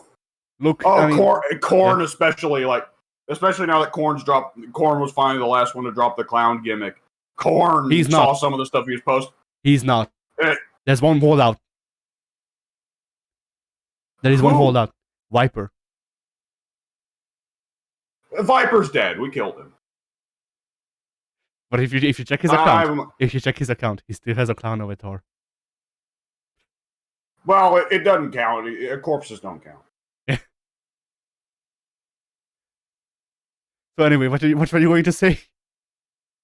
I was just saying, like, Korn was taking it real hard because so many of them, he was just like, ooh, the pain of someone leaving a gimmick behind and then going back and seeing it and just, you know?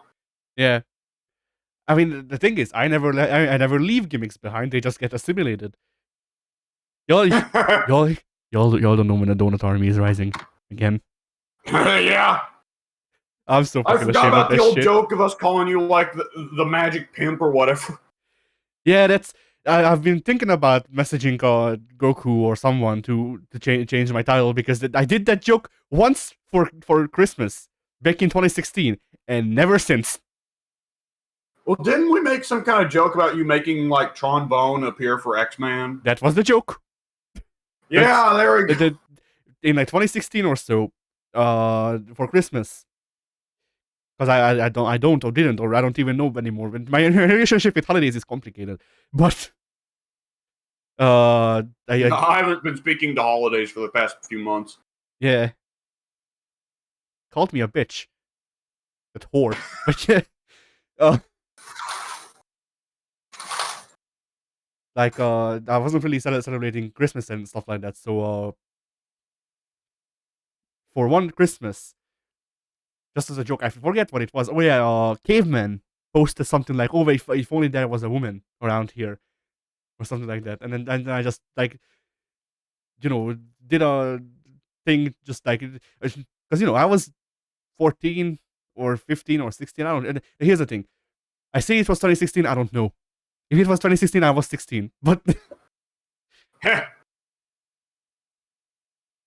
but my point is that that was around the time that X-Men and I were doing the X-Men and I were going through the RP phase of our lives, which that's one of those things where I feel like at least from my exposure to the internet more recently, it seems like there's a couple of routes that you go through with phases like that. But yeah, we were. X-Man never left it. I don't know if he did, because after a while we stopped doing the RP thread. But that was also because I think I just pretty much just told him, dude, I'm kind of growing out of this. Yeah.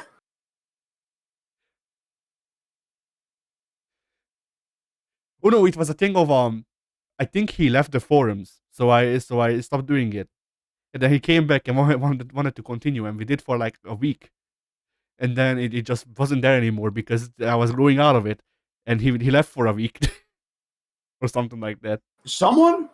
How did no one get X-Man started on Dungeons and Dragons? I don't know. I genuinely think it was a He thing. would love that shit. Like I genuinely think it was a thing of like out of all of the stinky young people, I was like the lower limit for Ted, and like the X-Men was his best at, because like I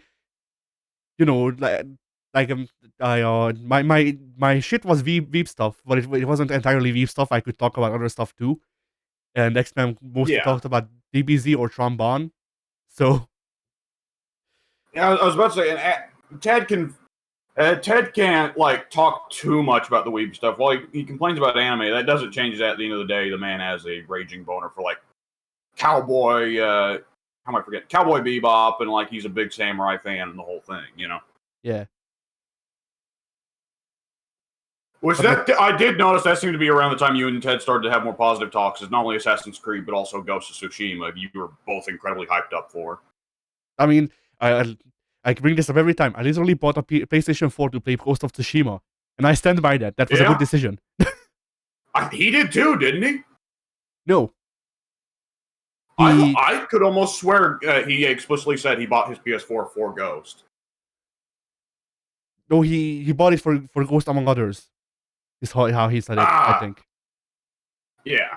So that was one of the games that he wanted, but it was basically just a thing of like No, actually, I think it was he had an Xbox. He thought about buying a PS4 for Ghost, but then his wife got him a PS4 regardless. Yeah. So yeah. Where was I going with all of this? Oh yeah, the donut army. I'm ashamed of that part of my life. But hey, that's That's life. yeah, that's all of those. I mean, I'm ashamed of 2021 too. But For me, it ends somewhere around 18, 19 years old, I think. I mean, for me, it's But time shall pass, yeah. and ideally, in time, I shall grow as a person. And generally speaking, being somewhat ashamed of your past behavior is also a sign of that you've grown as a person. I mean, yes, I suppose, but for me, it's also a thing of like, there's parts to growing that are not easy on the eyes, and 2021 was just that for me. Like a lot of it. Like I think I said this to Mike, but like if I can like if people ever actually start watching us, I only have one ask of them: don't fucking watch the podcasts in 2021, any of them. Just skip all of that year. They're all bad. Mean, I'm gonna be honest. Like 99% of the podcasts we've done are 99% of the Shut Your Mouth lounges we've done are unwatchable for strangers. That's true too. I mean, how long have we been talking about people? How long have we been talking about people that we spoke to 5 years ago, and then they just stopped like coming around to our friend group? Yeah. Yeah, and a lot of it, and of course, it's all very scattershot with just like, well, I played this, and I played this completely other different thing, and I watched this movie, I watched this TV show, I went waterboarding, or just random shit, or Yeah, I was there when I was there at the January 6th riots. I nearly died. It was crazy. I'm currently being federally indicted. I have been added to a Traitors to America list. Yeah. I am currently in a firefight with the FBI. And they're winning. Yeah. We're all using silencers, though. That's why you can't hear it. Yeah. Then again, I suppose us talking about old members is less egregious in some cases, because like X-Men, I could message X-Men right now. He probably wouldn't respond, but I could message X-Men right now. Like I have a direct contact with him, and so do you.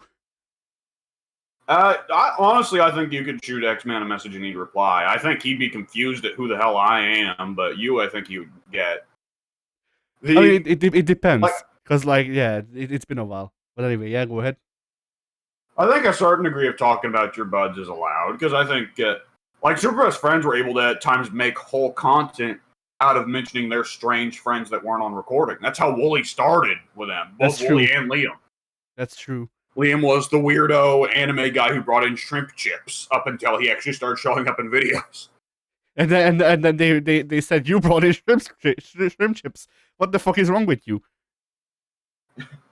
I remember that. The cookies? Yeah. But yeah. So where were we even going? Honestly. Yeah, go ahead. Honestly, with the way if Ted hadn't popped in for that one Dead by Daylight video, Ted would be that guy for us. Because every time we mention Ted, he's doing something like he's being some kind of eccentric nutcase. I don't know, because usually it's just like, hey, I'm running a D&D campaign for people, and then they pay me. Oh, whenever me and Mike talk about him, it's usually Mike bitching about how persnickety he is. I don't know, like, I guess my perception of some of y'all is weirder to, or like, different to yours, because of I spent my formative years around you, so I'm just like, well, hey, this is how people are supposed to behave. Oh no. Yeah. I mean, once again, 2013, in 3 years, I will have spent as much time on the forum as off of it. So Christ. Yeah. So that's the thing in it. Like it's very fucking weird for me to think back to 2013 because 2013, like, this is gonna sound bad, but in a way, there is a way of logic or whatever matter of logic that that would say that, or where we could conclude that y'all contributed to my anxiety disorder. Because Almost certainly, yes. back in 2013, I made videos, I put them up on YouTube, I fucking talk to people, because I mean, I talked with y'all, who were new people to me at the time, and stuff like that. And like I played Tekken Online with people, and I played Call of Duty Ghosts when it was in beta, open beta, but still. Yeah. And fucking like stuff like that, and I can't, not anymore. Like it's I remember for a long time you would be like, well, why are you doing this podcast? But like I'm forcing myself to. Like it's not in the bad way. That you force like I don't know, someone with hydrophobia to touch water to freak them out or whatever. But like Yeah. exposure therapy. Like it's a thing of like I know that if I let these things go, like the recordings that we do together and stuff like that, if I let these things go, then I will deteriorate even further, and I want to get better, not worse. So Yeah. but it also sometimes comes with things like, once again, 2021, where the whole year just went by with me oversharing all over the internet. But hey, it's out there. So like there's two ways to go about this. Either you keep a very tight lock on your personal life, so people don't know what they can blackmail you with, or you just share every fucking thing so they can blackmail you because everyone knows already. Yeah. And for a long time, I tried to do the first, but I can't. So hey, might as well go with the second, I guess.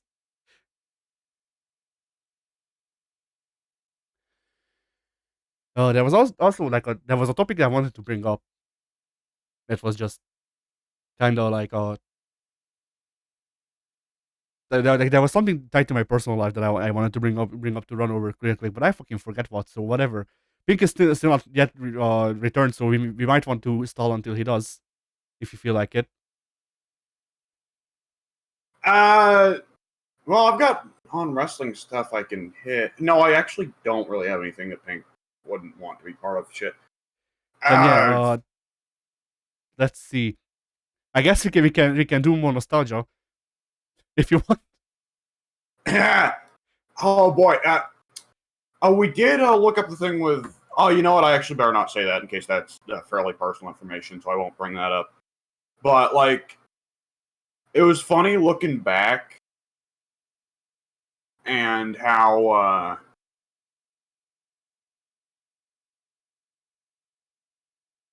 Yeah. Oh, okay. Yeah, sorry, I was just caught up doing something else. But yeah, it's funny looking back and seeing how the tone of the form has just completely changed. And of course, like I said, part of it is because the teenagers all grew up or left. But seeing every page being a bunch of teenagers trying to figure out how to make some group in jokes, right? Yeah. Which I guess on some level, that's just also the starting phase of any new social group, like ours, I guess. But I mean, like, even you go back, even go back now, to like. Yeah, go ahead. Sorry. I was just gonna say, like, go back to like the recordings we were first doing on this channel. A lot of it is the three of us trying to force in jokes. I mean, not only that, but also there was like both of us.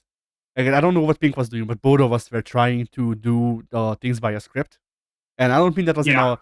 I don't mean that was in an actual script of like, hey, this is when I say this and you say that. But both of us were trying to assign roles that we didn't know if either of us could fill. And we were just doing that because that's what we saw growing up. Yeah. Like, both of us tried to be the annoying asshole, and I won in the end. Yeah. But hey.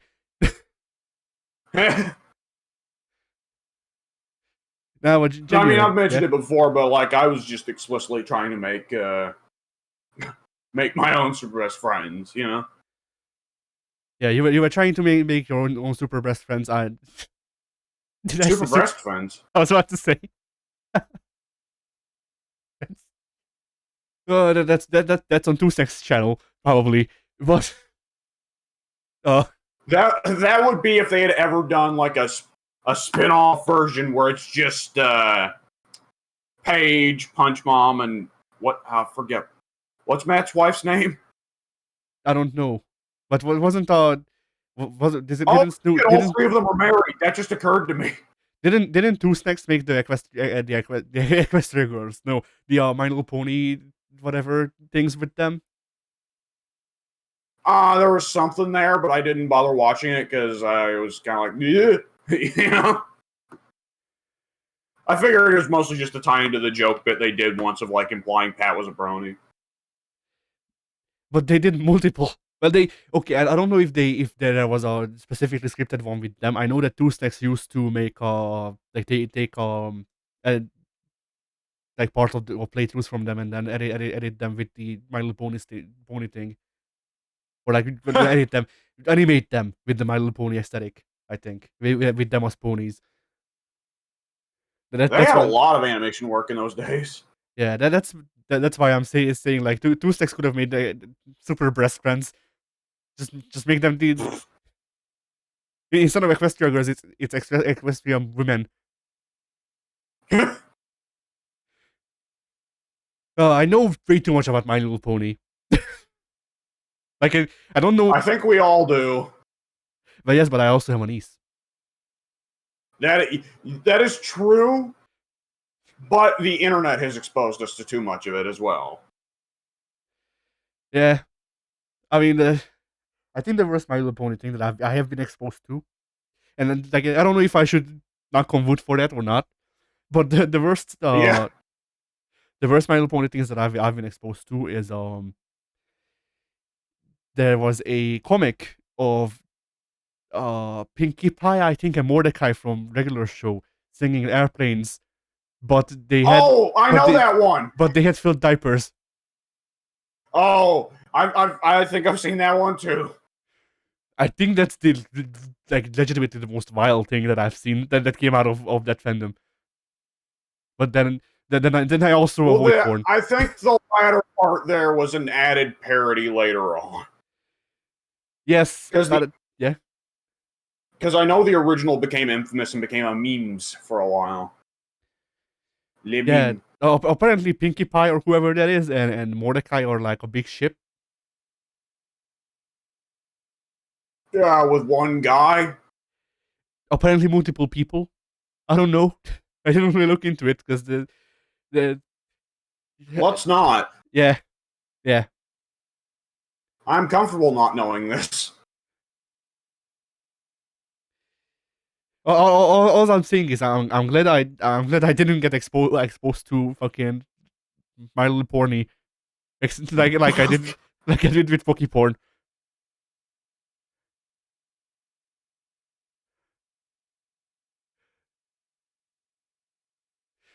So Christ.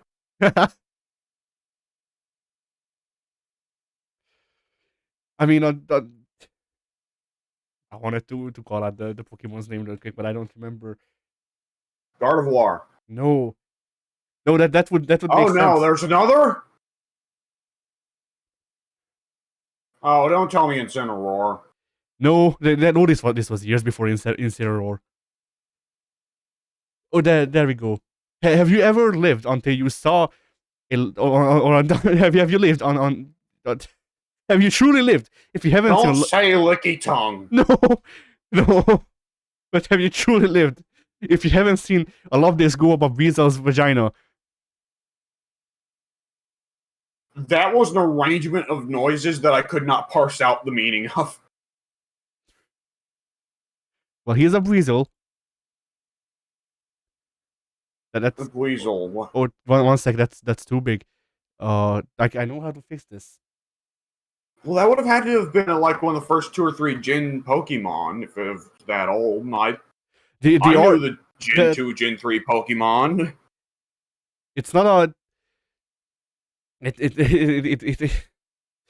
was a comic, and I was watching like it was in a video of like fucking top 10 things I hate about the Pokemon fandom or something like that, and I used to be really into Pokemon, so I watched it, and it was also by a guy I watched at the time, I think, and he left it uncensored accidentally. I had to take the video down, but I was scored regardless. What the? How do you leave it uncensored? Well, it was like I don't know. Right, I'm gonna need to look for a different picture of Weasel because apparently that one's cursed. It's not even the picture I'm talking about somehow. Don't bother looking up the actual. No, I am not. I'm form. not. I'm looking up like official renders for the characters. I have no memory of that Pokemon. But yeah, so that was the thing being in. Yes, so that and then this was going up that thing's vagina.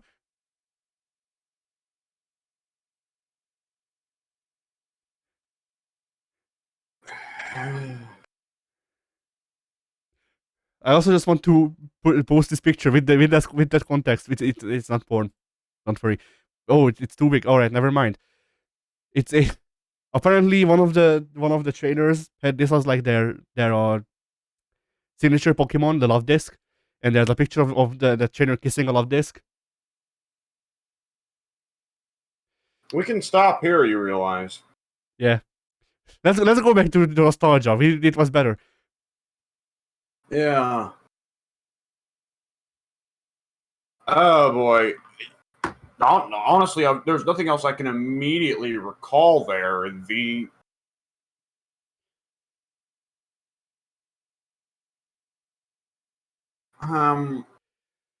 there's nothing else I can immediately recall there. I guess I can try and remember if there's anything I did that wasn't related to something that old Pink could care about. Sure, if you want, I can talk about other stuff, I guess. Well, you try to remember if you want. Go ahead. All right, then yeah, I don't think I finished my thought on that, but I said that I wanted to either like message Goku or someone to change my title on the forums because I feel like it's outdated and has been for a while. But like I didn't know what to really change it to because like I don't really have a gimmick anymore. Like I do, but I don't. My gimmick is me. You know. Yeah. I thought about getting Goku to change it to Ace Degenerate, but I don't also I also don't post enough degenerate shit on the forums. I don't think to really warrant it. Yeah.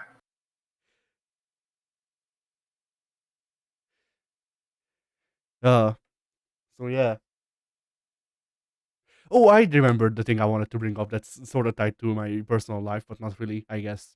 So I recently read, and this is like I did not confirm. So take this with like a bucket full of salt. But I recently read that apparently your left and right side brains are supposed to work independently, and there's like this membrane that's or that membrane or something something like that. I forget what that connects them and allows them to The work. corpus callosum, I want to say. Probably that that connects them and allows them to speak to each other. And basically, the how it was presented to me was that the only reason that we are not or like we are not two people at the same time is because of that thing, which I imagine is an over exaggeration, but still. Now, the way A little bit. The real world Rain Man, I believe, was missing his corpus callosum. I don't think it led to necessarily personality issues like that, but it did mean he could do some weird stuff with math and reading. Especially, he could open a book and read both pages at the same time, one with each eye. Nice. And other than that, I'm not entirely certain. The Rain Man movie, of course, made him a financial genius, but I don't think that the real Rain Man was actually a financial genius. Otherwise, he'd been wealthy. But I do want to say it also caused a variety of other like personality issues and the like. Yeah, You know, probably. like not like multiple personality, but like Yeah,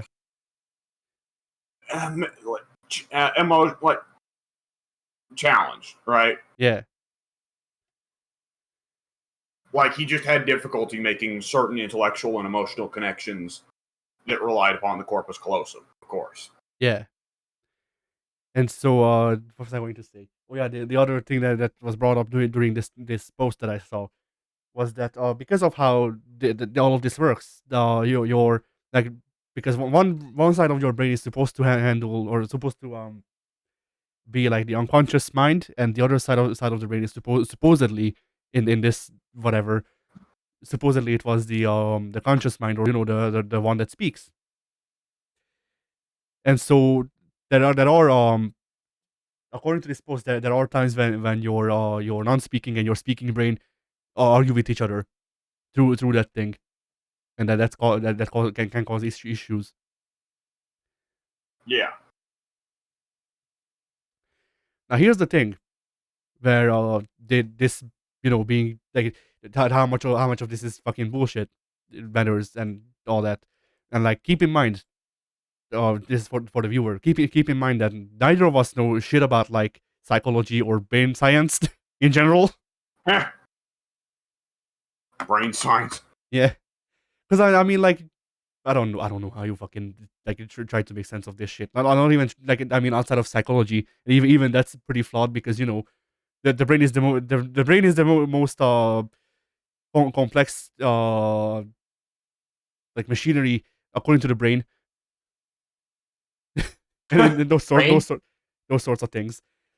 But He said that like Yeah. Pink said that like a Return of the Living Dead zombie. Brains? but it did. Brains. But I guess going back to the whole 2021 podcast thing, it did make me wonder if through some fucking psychosis, by some part of whatever happened in 2021 was in part to like be some like subconsciously becoming like aware of that connection, or something while the two sides were arguing. Which, like, I have no idea. yeah, this is one of those things where like an answer would be nice. We don't have those answers. I would need to talk with I would need to talk to both with a psychologist and a brain scientist to figure this shit out. I A think. neurologist. Yeah, that.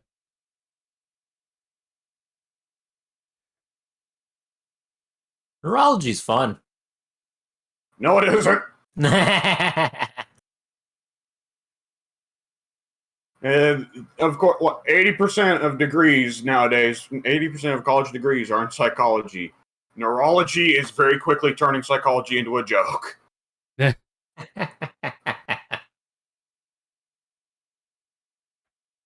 Oh boy, we're going to be having some problems in the years to come. It's gonna be fun. Yeah, you're welcome to think so, and I'll disagree. I am unaware of what this is about, so. Whoever's Pink, you and me need to not be laughing. We're the working class that'll get fucking put on the shoulders of. This is true. Oh god. And Anyways, as we all know, I live in the utmost luxury. But yeah, anyway. There's no colleges in Hungary. There's one up my street. That's a mafia. It's a mob from. It's a money laundering scheme. Yeah, money laundering scheme. Considering how they have like 5 million, okay, no, that's an exaggeration, but they genuinely have like 50 courses running at the same time, and none of them interest me. I'd believe it. That's just college, brother. They're like, hey, we have a college, we have like 4 different courses running on how to be a fucking peasant. We have 2 courses starting on how to be a nurse, not a doctor though, just a nurse. We have a separate musical wing that only runs a course. Yeah. We have 12 courses running for how to be a like a salary counter or whatever. We have 10 courses running on how to be an engineer. We have 5 courses running on how to be a car mechanic. And we have like maybe half a course running on how to be an archaeologist. And like a course on how to be a teacher. And that's it. And like out of those, like I wanted to make movies. I don't mind psychology. Neither of those are available. I would need to go to a different city for both of those.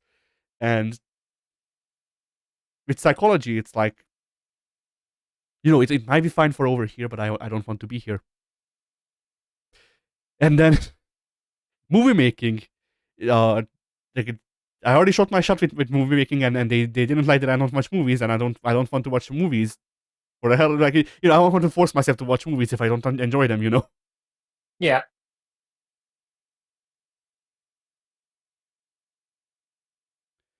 So yeah, W.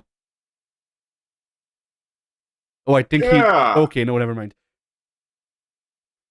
Then go ahead with your week. Let's see. I'll try to hit them quick. So I watched Multiverse of Madness. Was it good? I liked it. Good. That you remember early on when they were having the whole snafu of like Feige saying it's Marvel's first horror movie. Then immediately after Feige was like, "Wait, I'm wrong. It's not a horror movie." Right. Yeah, I can see why. Multiverse of Madness definitely has a lot of horror-heavy sections. And I was watching the whole movie, and I was like, boy, fucking whatever parents took their kids to see this are regretting it. Oh, fuck me. Have you watched it, Pink? I have not. Okay, I'll try to avoid spoiling too much, but there is a considerable stretch of the movie consists of the villain being pretty well a slasher, slaughtering several named characters. And oh boy, there are some consequences to this fucking movie. I was going to throw out a name for the villain as a joke, but then knowing my track record, I would be right. So yeah, like I wouldn't even indulge it with a response. I will say Shumagorath is in the movie though for a considerable stretch, so Nice. I love that guy. He's in Marvel vs. Capcom. Yeah. Yeah. I wonder why. He's really like popular in Japan. Yeah. I wonder why. Can't quite figure it out though. It's a mystery to everyone. Yeah. It is not yet time. It's not yet time. There we go.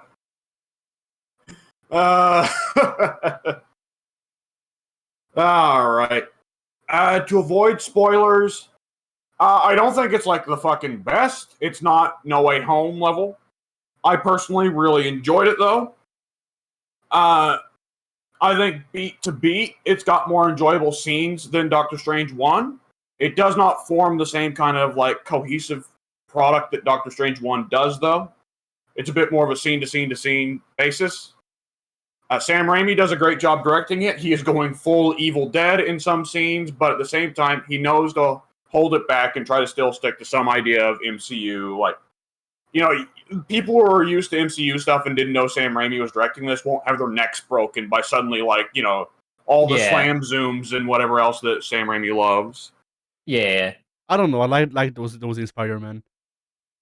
Oh, I love Sam Raimi's directing style, but like I said, you got to pull it back a little bit when you're part of this wider series that doesn't do as wacky of cinematography as Sam Raimi loves, Yeah. There's definitely a lot of Evil Dead references in this movie. Holy shit. So get ready for that. You can tell... He doesn't have to. He won't get them. I know. I speak from experience, even though I haven't seen the movie. You should watch Evil Dead 2, both of you. I know neither of you movie guys, but it is a movie you would enjoy as a not movie guy. I don't know, but part of the reason that's keeping me from watching Evil Dead now is just the actors thing of not like of not wanting to go along with jokes and stuff like that. Like I get it, but I don't have to agree with it. You know. I have no idea what you mean. I forget the main guy's name, Ash, the actor. Bruce Campbell? Bruce Yeah, Campbell. Bruce Campbell. I heard he made a think about like the last season of the show for some reason. Like he didn't want to go along with jokes or something because he wanted to be a serious. Like, he wanted to have Ash be a serious character again or something like that. And like it's one of those things where like I get it, and I don't think he's necessarily wrong, but it's also a thing of like characters can evolve, and sometimes it's better to go along with the flow. And like I feel like I feel like he could have handled it better, but pretty much. We probably could handle it better. I mean, also, I've not like heard it. Bruce Campbell likes to fuck around. He likes to mess with people, and he's working on something else, Evil Dead with Sam Raimi. So evidently, he didn't feel bad enough about it that he was like, "Oh fuck, Evil Dead, I'm not going back." So Yeah, no, I don't think it was the whole series. Or not the movie series. I think it was a genuine like TV series. yeah. And Ash versus Evil Dead. Yeah, and I think. Like I think it's a thing where like if he was joking, then his joke may have gotten the series cancelled or something like that. I forget. No, you could. I've not seen most of the final season of Evil Dead, but you can tell they're trying to wrap it up. Okay, but yeah, like I just remember even recently reading that he like had problems with that show and like not in a he was mistreated as an actor or whatever way, but like he made us think about like creative differences in a way that was very unprofessional. Well, either which way, the one last thing I want to say about Multiverse of Madness, trying to avoid spoiling anything, is you can tell they listened to the complaints people had for Doctor Strange's magic just being a bunch of orange wires all the time. Because Doctor Strange gets very creative with his spells. Very, very creative with his spells in Multiverse of Madness. And that was really cool. Nice. And it looks like they're holding back on a bit on the old multiverse. Like, we can just go over to the multiverse thing. Like, the issue with introducing the multiverse, I'm not like as aggressively pessimistic about it as Tatter God of Gaming, but it is something where like multiversal travel can't be something you can do casually, because then the question becomes like, anytime something bad happens, why wouldn't you go to the other dimensions to get something that can fix it, right? Yeah. And multiversal travel is made very not casual in that movie. It's a big deal. So that was good. I just hope that this somehow leads to Who Framed Roger Rabbit style. Who killed Roger Rabbit? I forget, whichever. But I hope this leads to a Spider-Verse part where it's just that, but with all of the movie and the animated Spider-Man. Christopher Walken is Spider-Man Noir in both the animated and the live action portions. Christopher Walken can't be Spider-Man Noir because Nicolas Cage already is. Or him, I forgot. Make Christopher Walken. Hang on, what's that Spider-Man where Spider-Ham. he goes? He can't be that either because they already got what's his face as Spider-Ham. Have Christopher Walken as the Spider-Man that goes out fighting the cops.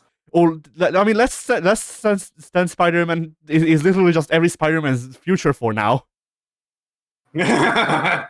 So are you saying that Tom Holland is gonna turn, is he Tom? I forget. Whatever. Are you saying he's gonna turn? Are you saying he's gonna turn into Christopher Walken when he's old? That'd be awesome. Yeah. But yeah.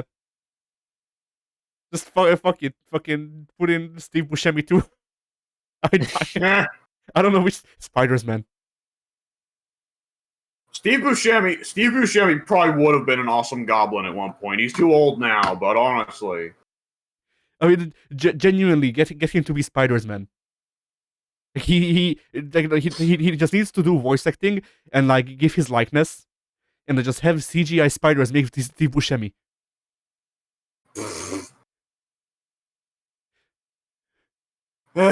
Okay. Anyways, yes.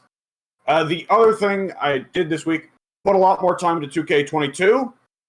I gotta ask, there are some really nice quality of life features in universe mode in 2K22. I have to ask, were they 2K22 developments or 2K20? The first one is you can now edit the match card while you're going through the match card. Oh, thank God. Yeah. Was that a 2K20 or 2K22 thing? I believe that was a 2K20 thing. A lot of the great quality of life improvements that you see in 2K22 actually came in 2K20, which is unfortunate because 2K20's universe mode was basically unplayable. Yeah. Like everything else in that game. Yeah. That is What do you really mean? nice. What do you mean a six-man tag or any six-man like battle for that matter shouldn't just completely instantly crash the game? It's a feature. Oh boy. It's a feature. Vince banned six-man matches. Didn't you know?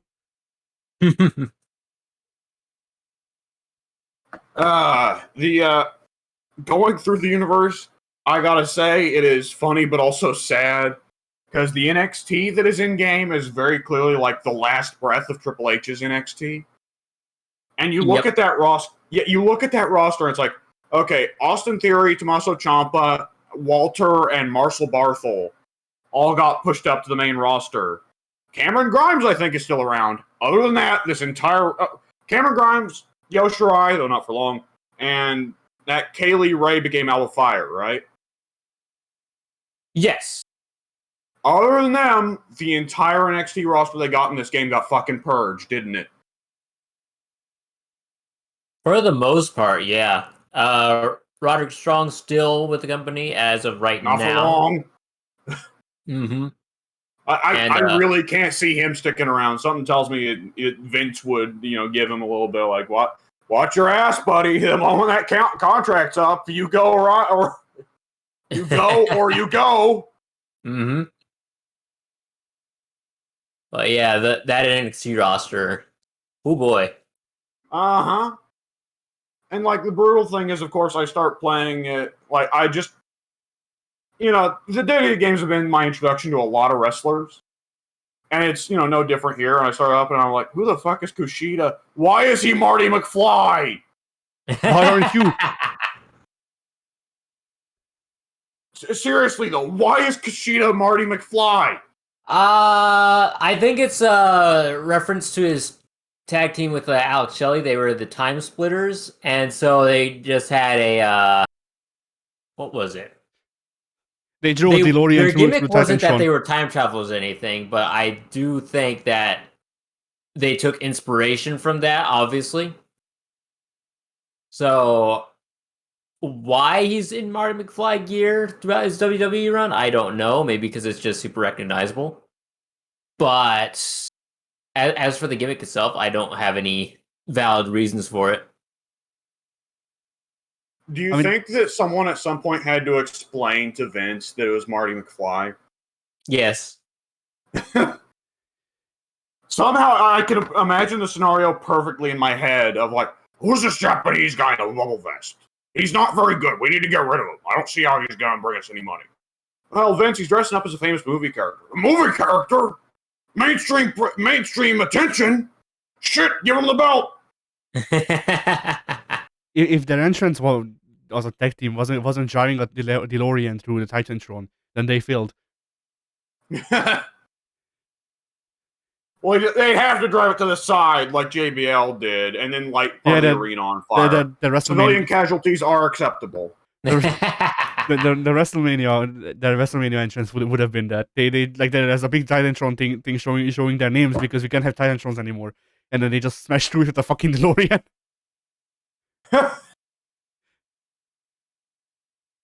Another one. I wish people were allowed to do shit like that. I wish. It's one of those things where like, is it a good investment as a company? No. Is it hype as fucking get people watching? Yes. Yeah.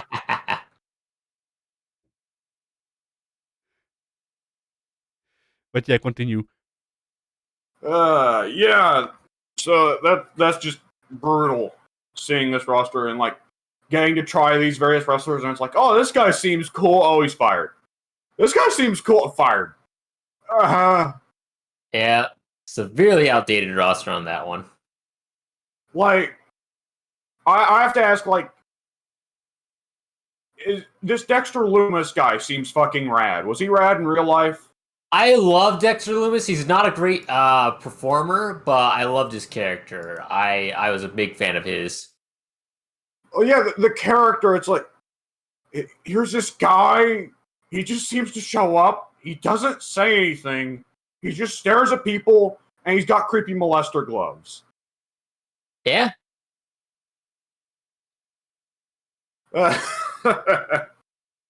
Yeah. I'm going through the process of downloading CAWs now. And at first, I was really disappointed. I was like, when I saw that, the actual on-roster wrestlers use stock images again. So, like, now the CAWs look out of place again. Fuck me. But they let you download stock images off the internet to put them over the creator wrestlers? Yep. Yeah. Which, for one thing, just awesome on its face. Mm-hmm. It has the humorous effect of now making wrestlers who have never been anywhere near WWE, but you get them and you get a stock image and it looks like they fit in with the rest. Yeah. There's also some wish- great renders for characters already in the game and stuff like that. Like Vader. I saw Vader had a render. I don't own the game. I just saw it on video. But Vader had a render where it was fucking big titty Tifa Lockhart, and the Vader was to the side looking at her. And like, like Fuck. imagine, like I think that's funny just because like imagine WWE actually doing that, and like if I feel like if it wasn't a fucking if it wasn't a copyright suicide, they would. Why would WWE want an Italian politician? Well, they need to get big in Italy. They need to get big in Central Europe. I think that's what Italy counts as. That's true. Like, we had Dario for Mexico. We had Tifa Lockhart for Italy. Santino didn't work, so we gotta try Tifa. Oh boy. I imagine giving Tifa the fucking snake too as a finish. I did not realize the fucking double entendre I made there. Shit. Oh boy. Anyway, continue. No, snake. Cloud gives Tifa the snake for the finish. All over the city. No. Bennett gives Tifa the snake as a finish. Cloud gives Eris's gold the snake as a finish. Right, because Cloud gets 3 chicks and a dude to choose from. He chooses one chick, she dies, and he's just like, well, I guess it's just celibacy for me for the rest of my life. Tifa, Yuffie, and Barrett all just keep staring at him. Yeah, I like if I remember correctly, in Final Fantasy VII, there's a part where you have to go where you can take any of the female. Yeah. You go ahead and finish. I was going to say another something stupid. All right. In Final Fantasy VII, there's a part where you can choose to spend the day or the night. I guess I don't even know how to properly put it, but you can pretty much go on a date with any one character. Or rather, you can choose to go on a date with Tifa, Yuffie, Aerith. I think she's alive then still, and or you can go to Barrett and just make it the guy's night out. And I chose a lot of people nonetheless interpret as going on a date with Barrett. That's the best part. If I remember correctly, it's not just Barrett. I think it's Barrett. Like I feel like Barrett. It wasn't just Barrett, but also Kate Sit. But I might have just spotted Kate Sit fucking spying on you. Either way. I remember just being in the fucking in the Ferris wheel, and Cloud is looking outside, and so is Barrett, and Barrett just goes, "Why the fuck didn't you come with home, man?" And Cloud just doesn't respond, and then the Ferris wheel just goes by. It was great. And I'm imagining you go back to Barrett's daughter, and it's like, all right, you've got a new second dad now. Yeah. I mean, look. Anyways. We don't know if that's into Twinks or not. Anyway. Anyways, I wanted to get this in real quick. When I'm going through all this, can the guys can the character makers, the image makers, not agree on a consistent image size? I mean, it's not a given. There's I saw a base like circulating that said, hey, this if you use this base, then this is where the thighs should go. This is where the eyes should go. This is where the hips should go, and it should be fine. It should look okay with how the game cuts it. But the game is very, from what I understand, it's very not clear where you should put stuff for the renders. Yeah, because like a lot of these renders for a lot of these wrestlers, there's only one or two options. And it's like, oh boy, giant Arn Anderson right next to the other normal-sized wrestlers. Yeah, so they didn't give actually, they still haven't. They haven't given anyone the dimensions that work best for renders. And so at the start, there was a lot of trial and error. And once everyone figured it out, they went online and said, okay, if you want to make a nice render, you got to make it this size, et cetera, et cetera. Make sure it fits into these squares here on this little tutorial image I've so kindly made for you all. And it worked for a little while. And then with the recent update a couple months ago, they changed the dimension sizes on all the renders because they had to make some adjustments so that the renders would quote unquote fit all across the board. There wouldn't be any drastic size changes between main menu, loading screen, exhibition screen, etc. Yeah. So they streamlined it to where one image, well, not one image, because it's always one image, where the image should look the same size as it always does across the entire game. But with that update, it completely screwed the dimensions of all the previously uploaded renders. So now if you go back any time before May, those renders will be horribly missized. And anything beyond May should be more adequately sized for the game. But it's still a lot of trial and error because 2K themselves have not given us a template to base our renders off of. And of course, the big problem is that the big rush for community creations was all in March, and you can tell that every actually like front page uploaded character on community creations comes from March because that was when there was the most players. Yeah, you have a bunch of CAWs that were rushed and don't actually look very good on the front page because they were just the first to get in. Yep. That's how it is. Either which way, this game is probably going to be alive for like the next year, so there's time. Yeah. Oh yeah, also W, you might want to like just be aware that apparently, if you download too many CAWs, that will corrupt your save file. Apparently, Pink? How much is too much is apparently not like defined though. Elaborate.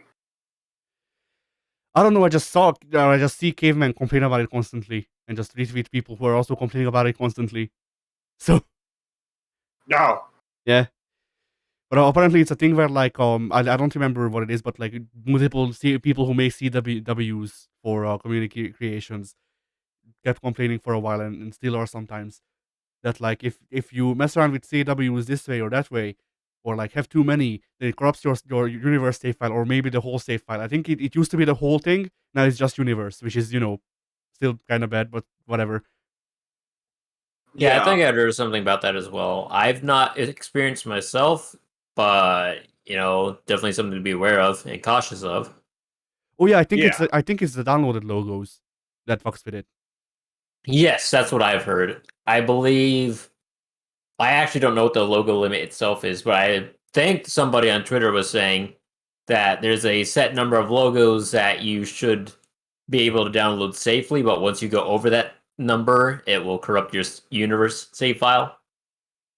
Okay, when you say logos, do you mean like what we just were talking about, the render images, or are you talking like decals on a CAW? Both, I think. I think it's both. Oh boy, so it's a good thing I haven't downloaded an RVD CAW yet. Yeah. Is there anyone that competes with RVD for the absurd amount of decals you have to download for them every time you get a CAW? That's a good question. I feel like I Oh, can't RVD's remember got to who be in the official DLC, Yeah. isn't he? Yes, he is actually. Thank God. Okay, that makes my life a lot easier. And you're also RVD is a fucking menace every year to download.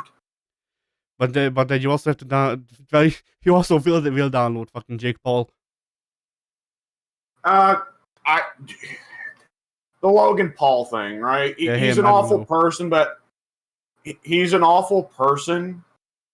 I mean, maybe he'll turn himself around as a person, but I highly doubt it. Is Yeah. it Logan or Jake? I don't know. It's Logan. All right, it's Logan. Hey, my thing with the Pauls, or at least that one Paul, who is the one who does all the bad things, I guess, is that like maybe they are talented in things. I cannot give them credit. I cannot, in good conscience, give them credit for anything. Until they turn themselves around, I cannot be like, yeah, they did good in this thing. No. I mean, like, I hope he turns himself around, but it does. The thing is, dude, he's always always hungry for mainstream, cred, and for another thing. And again, I know that nobody wants to issue praise upon him because he's an awful person, and understandably so. The guy was a fucking natural in his first ever wrestling match. The guy was in the ring with two veterans and an idiot. So being more impressive than Dominic is not that impressive. And Ray's been broken down by years of gassing and knee surgeries. But, Logan Paul was showing up everyone in that match except slightly Miz. And Miz is the most consistent guy in the company, probably. Yeah. Like, it's going to depend a lot on execution and how they handle things. Because the thing that really got Logan Paul over as a heel there was stealing Eddie's moves, but he can't just make that a gimmick of stealing Eddie's shit for when he's not wrestling the Mysterios. Yeah. And also, like, honestly, I just realized they should have just put in, like, they should have gotten the rights. Or no, they couldn't get him. Whatever, fuck it. Like, they should have gotten fucking Evan Bourne or Jack Swagger or someone like that and just called the DLC Banned in Japan. Because RVD can't enter Japan. Yeah. Well, I'm sure Logan Paul smokes weed, but I think there's a general theme to your other picks there. I mean, out of those three, he's the only one. Talented wrestlers with terrible mic skills. What were you saying? I mean, out of the three I brought up, or out of the three that would be in a DLC, he would be the only one who's legitimately banned from Japan, though. Like, the government actually banned him. So. Yeah. Wait, who's banned? Which one? Logan Paul. I thought. Well, I guess he'll be a wrestler soon. I thought we were talking about actual wrestlers that got banned in Japan. No. RVD can't go to Japan, or well, for one, I don't think he'd want to because he can't smoke weed. But I could swear that he was competing in Japan just a couple weeks ago. So yeah, I think when I thought you were saying RVD was banned in Japan, I was like, that can't be right. I think Japan has different standards for its wrestlers than it does for its actors, because the wrestlers are also pretty. I mean, like, dude, for a decade there, Bull Nakano was the biggest women's wrestler in Japan, and everyone knows Nakano had a horrible cocaine habit. Well, maybe so, but like, my thing is that, like, Bourne had time, apparently. Bourne may have gotten in trouble, but I want to say that all three of those wrestlers have spent some decent sums of time in Japan. And even if you do get in trouble over in Japan, like, off the top of my head, there's that sumo guy that tried to shoot on Earthquake and then said wrestling was fake, and they only pushed him out of the business for about 5 years before he came back.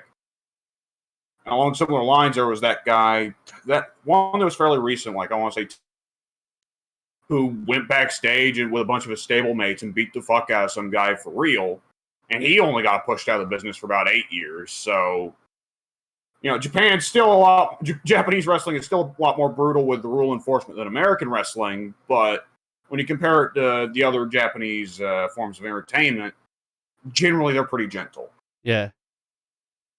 If any of those same things have been done, in Japanese movies or video games, it have been, congrats, you're never getting a job here again for the rest of your fucking life.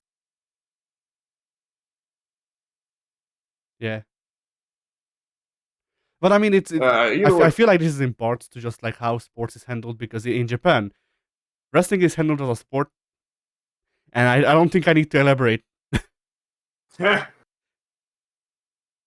Didn't the fucking like a quarterback get off from killing someone because he was sportsman recently? Well, I don't know about if you want to talk about the long history of NFL players getting away with stuff because they're football players that they did outside the arena, that's a long running trend that applies to pretty well every football and basketball instance. Yeah, and like that's true for more than that. Like the sports most closest to me, as in locally, not as in like I like them, but like the local sports are swimming and soccer, and like soccer, I don't need to elaborate with soccer. Yeah, and with swimming, yeah, there's things with swimming too. I don't know that much about that stuff, but like it's one of those. Like, swimming is one of those things where like I don't know much about their controversies, but I know that they have them. And like I am close enough with swimming that I know like I was in like I have spoken with and pretty much were friends with multiple like people in like I think it's water polo that they did, like international water polo players. Yeah, like I fucking don't have connections, but I do, but I don't. Like I have connections, as in I know people who matter. I just wouldn't call upon them to help me because I'm not that sort of guy. My like, I guess this is like soft flexing, but I'm not really meaning it like that. It just occurred to me, and I think it's funny that like one of my literature teachers in my second high school, the one that I liked, was the literature creature, who was also the principal and also a very good poet and all that, and like fucking like runs a very renowned poetry magazine and stuff like that. The other one is a politician now. Like he still does stuff for the school, as in like he still has classes for the school to have money, because politics hasn't paid out yet. But he's also a politician on the side. Yeah. So anyway, where were we? 2K22. Yeah, that's pretty well. Excuse me. It for what I wanted to say, though. Pink's stepped out again, so now we're just kind of stuck in this awkward place. We're like, oh boy. I didn't realize I was still muted. Oh. So the other thing I did of note this week is something that Pink also did of note this week, which is watched Money in the Bank last night. We watched Money in the Bank? What? Yeah. No. Yes. I didn't. I had better things to do, like and that was also. But what about?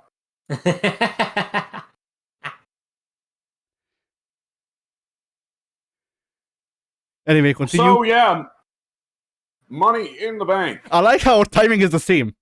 We've been hanging out for too long. Our comedic timing has become one and the same. So yes, Money in the Bank. There was the women's money. They started with the women's ladder match. It was, who was it? It was Liv Morgan, Shotzi, Raquel, and Alexa. One thing that immediately cracked me up was, okay, Becky, Asuka, Liv, all O.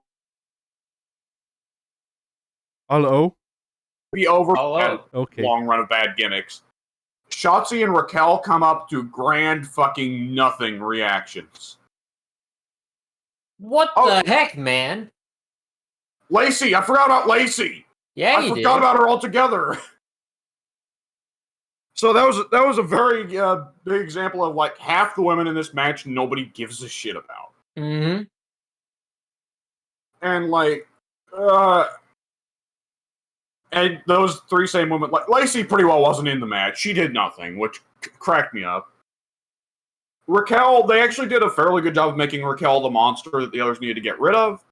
Shotzi was a fucking train wreck that entire match. I missed the first match, but I believe that. So there were two spots in particular she fucked up that are worth mentioning. Only two? There's a spot. Yeah.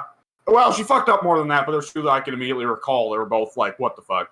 The first one was Raquel got pinned up in the corner by the ladder. The ladder was used to trap Raquel in the corner. And Shotzi went for a spot to run up the rungs of the ladder to go and, like, I guess, kick Raquel in the face.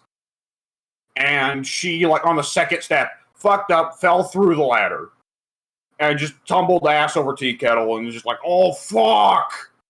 And I guess Liv Morgan on the other side of the ring saw that and went, oh, god damn it. And it did the spot successfully where Shotzi failed. Because it was like, well, shit, now the fans want to see that spot. Thanks, Shotzi. Guess I gotta do this. They weren't planning on giving her the belt last night, but after she pulled that, they were like, yeah, she's the one. She's the chosen one. Yeah, I was thinking, like, that was actually kind of an oddly prophetic moment there of just an example of, like, well, Liv knows what she's doing. Let's put the belt on her. Yeah.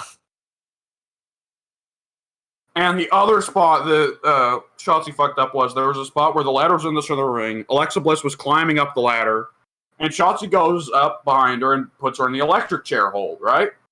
Right. Problem is, Shotzi can't actually lift Alexa. So she turned around in the electric chair hold and then fell over, kind of doing a stanky leg, and toppled poor Alexa through the ladder in a terrifically awkward way. And I swear to God, nearly gave Alexa another goddamn concussion or another, like, fucked vertebrae or whatever. And poor Alexa had, like, either Alexa sold it really well or that really genuinely hurt. Because Alexa's reaction was more or less, oh, fuck! And I certainly don't blame her for getting put through a ladder out of nowhere in what was clearly not planned to be an actual spot. Yeah. And the other girls come in and they try to pick the ladder up, and of course the ladder's bent because Shotzi just put both herself and Alexa through it. Whoops. So they're like, well, shit, just get rid of it. Bring in another ladder. Other than that, there was one thing in particular I thought was really neat, which was they used the old ring psychology, God forbid. Like, Whoa. how do we book Asuka and Becky out of this match? Set up for weeks ahead of time that Becky and Asuka hate each other and are kind of too focused on beating the shit out of each other. So Becky and Asuka just eliminate themselves from the Money in the Bank. Like, they do the spot, Becky sets Asuka up on one of those, they suspend the ladder between the ring and the commentary table. Yeah. And Becky dives off the top of another ladder, putting both herself and Asuka through the ladder. It's like, okay, so Becky and Asuka have successfully eliminated themselves. But it's like, well, okay, Becky and Asuka both hate each other so much they've entirely lost focus and they're ignoring the briefcase to just kick the shit out of each other. So it works. That's a good way to get the main event guys out of this match, Yeah. Which is always the problem they have with Money in the Bank, because Money in the Bank is a match that should be used to elevate mid or lower guys. Yeah. But they usually fill it with main event guys, and it's like, well, the main event guys don't need to be elevated by this. They can just win the title the normal way. Yep. So the question going in was, well, how do they get rid of Becky, Asuka, and Alexa? Because they're actually main eventers. And Alexa just wasn't there, I guess. So Becky and Asuka needed to be eliminated by themselves. And then I guess you tuned in for the Alexa Bliss talks to her doll about credit cards bit. I was there for that, but I blocked that from my memory. Yeah, that was...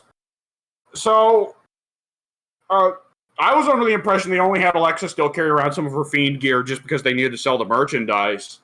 Is she supposed to be like halfway between gimmicks here? I think so, because when she came back a couple months ago, it seemed like she had ditched it almost fully, but she still had this stupid doll hanging around. So yeah, there was the assumption that it's just there until we get rid of the back stock.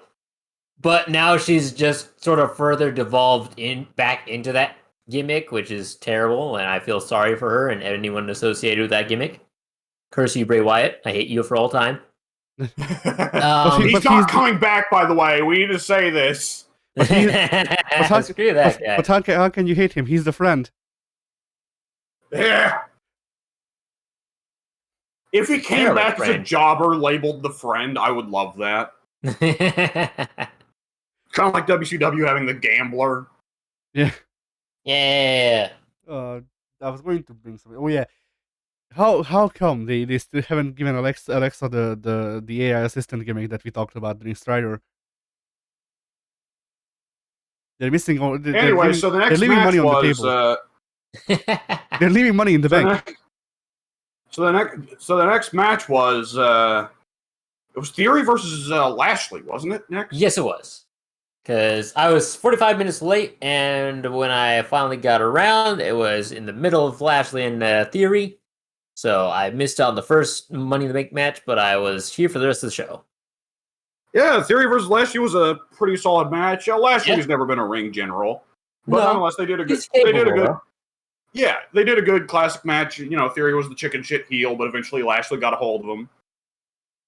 I was very confused when Lashley won. I was like, really? They're going to have Theory drop the belt this soon? And then, right, because he just picked it up a couple months ago, defended it last month against Mustafa Ali. So it's like, okay. I don't see where this is going, but eventually it all made sense. Yeah, and then we got to the end of the show, and it made sense. Uh-huh. The next one was the tag team match, right? Did they split the tag Usos versus Street Profits? And I was laughing because, I mean, I've never seen a Street Profits match before in my life. I figured, okay, we've got Montez Ford, this athletic guy in good shape, and he's, married to one of the best workers in the company right now. Meanwhile, we've got this Angelo Dawkins guy who looks like kind of a pud. I can tell where this is going to go, but, and you on the forum were going, man, that Angelo Dawkins is the drizzling shits. And I was like, okay, so suspicion's confirmed, right? Yeah. But then Angelo Dawkins was like, you know what, actually, I'm going to work my ass off this match. Yeah, I swear, I noted it on the forums. I could swear that he's seen the rumors online where, we're kind of feeling Montez as a single star, a massive single star, and for the first time in his life, Angelo Dawkins moved at a pace faster than that of a snail. I was very impressed with his work last night. Yeah, that was like, the tag team comeback is kind of a lost art. Like everybody knows when doing a tag team match, you do the tag team comeback. The face, there's one half the face team spends the entire match on the apron until he gets tagged in at the end and whoops everyone's ass. Yeah. But usually what it boils down to is Riddle tags in Randy. Randy comes in, RKO's one guy, RKO's the other guy. Okay, it's over. Which is pretty boring. Yeah. But boy, Dawkins there, that was a fucking tag team comeback right there. Oh, yeah.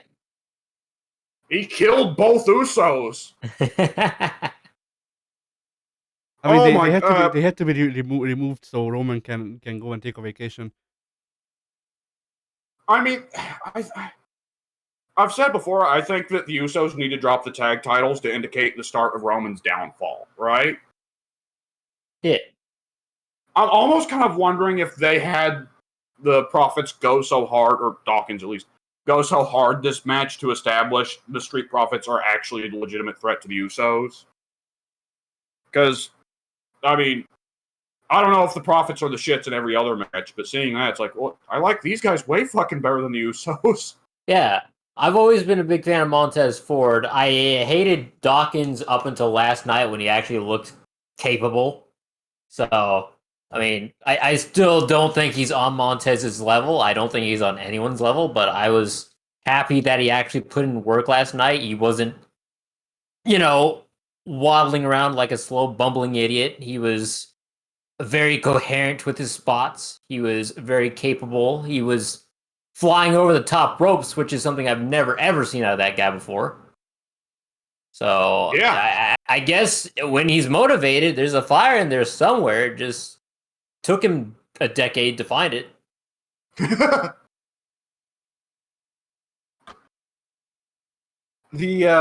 was I going to say? I gotta say, I said on the forum, Montez's facials are shit. No one replied. No one replied except Iadil, who was confused and thought I was talking about the sexual maneuver. Which he only knows feet. He'd probably be better off for it. So yeah, I'm sure. Like Montez looks terrifically athletic, and he probably is. But Montez was stuck in the Ricky Morton role here.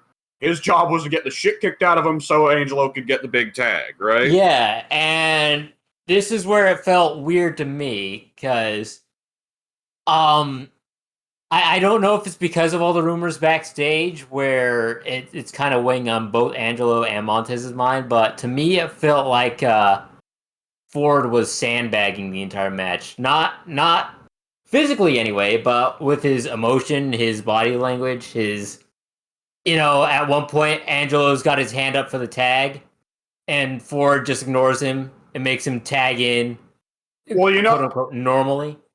And like there was a lot of kind of like it felt like awkward miscommunications, but I couldn't tell if they were both kind of giving each other the cold shoulder of like, hey, we might split up soon, and I already know I'm better than you, and then Dawkins is on the other side of the apron, like, oh, you think you're better than me, but watch me fly over the top rope and get some big ass spots in here. I'll show the world we're actually equals, Yeah, I specifically want to point out like the fucking great butterfly suplex he did. It was gorgeous. Yeah. So if like a documentary came out 10 years from now and they're like, yeah, this was a night where they were told they were going to be splitting up down the line and they both hated each other after this match because they weren't cooperating efficiently or properly, it wouldn't surprise me. The thing was with that spot where like Montez had his hand raised up like he's about to go for the hot tag. But did you notice fucking Jimmy was confused and trying to tag Angelo in? No, I'm not sure which spot you're talking about right now. Well, there's the spot where both of them were trying to go for the hot tag, and both Montez and Jimmy were crawling over to Angelo to tag him in. Yeah. Well, I guess I don't think necessarily what happened there was them sandbagging each other. I think that Angelo was giving the hand signal to Montez of, wait, I don't know what Jimmy's doing. Wait until things start to make sense. That's why I posted on the... Sorry, go ahead. The tag team sandbag... Well, not tag team. The sandbag that I saw when Angelo had his hand up for the tag wasn't when they were on the ground. It was when Montez had... I believe it was Jay in a side headlock, and he was walking over to the corner to get the tag as normal. But he ignored the fact that Angelo's hand was up in the air. He just walked him further into the corner. It was like, tag me normally. I'm not putting my hand up to get you. I've got the headlock cinched in. Tag me normally. I don't think that's sandbagging. I think that's just them both being kind of incompetent on some level. Probably. There was just too much of that stood out to me last night when normally, even though, one half I feel is very superior to the other and the other one is kind of usually a bumbling idiot, I just felt like there was a lot of weird miscommunications last night. Yeah. I mean,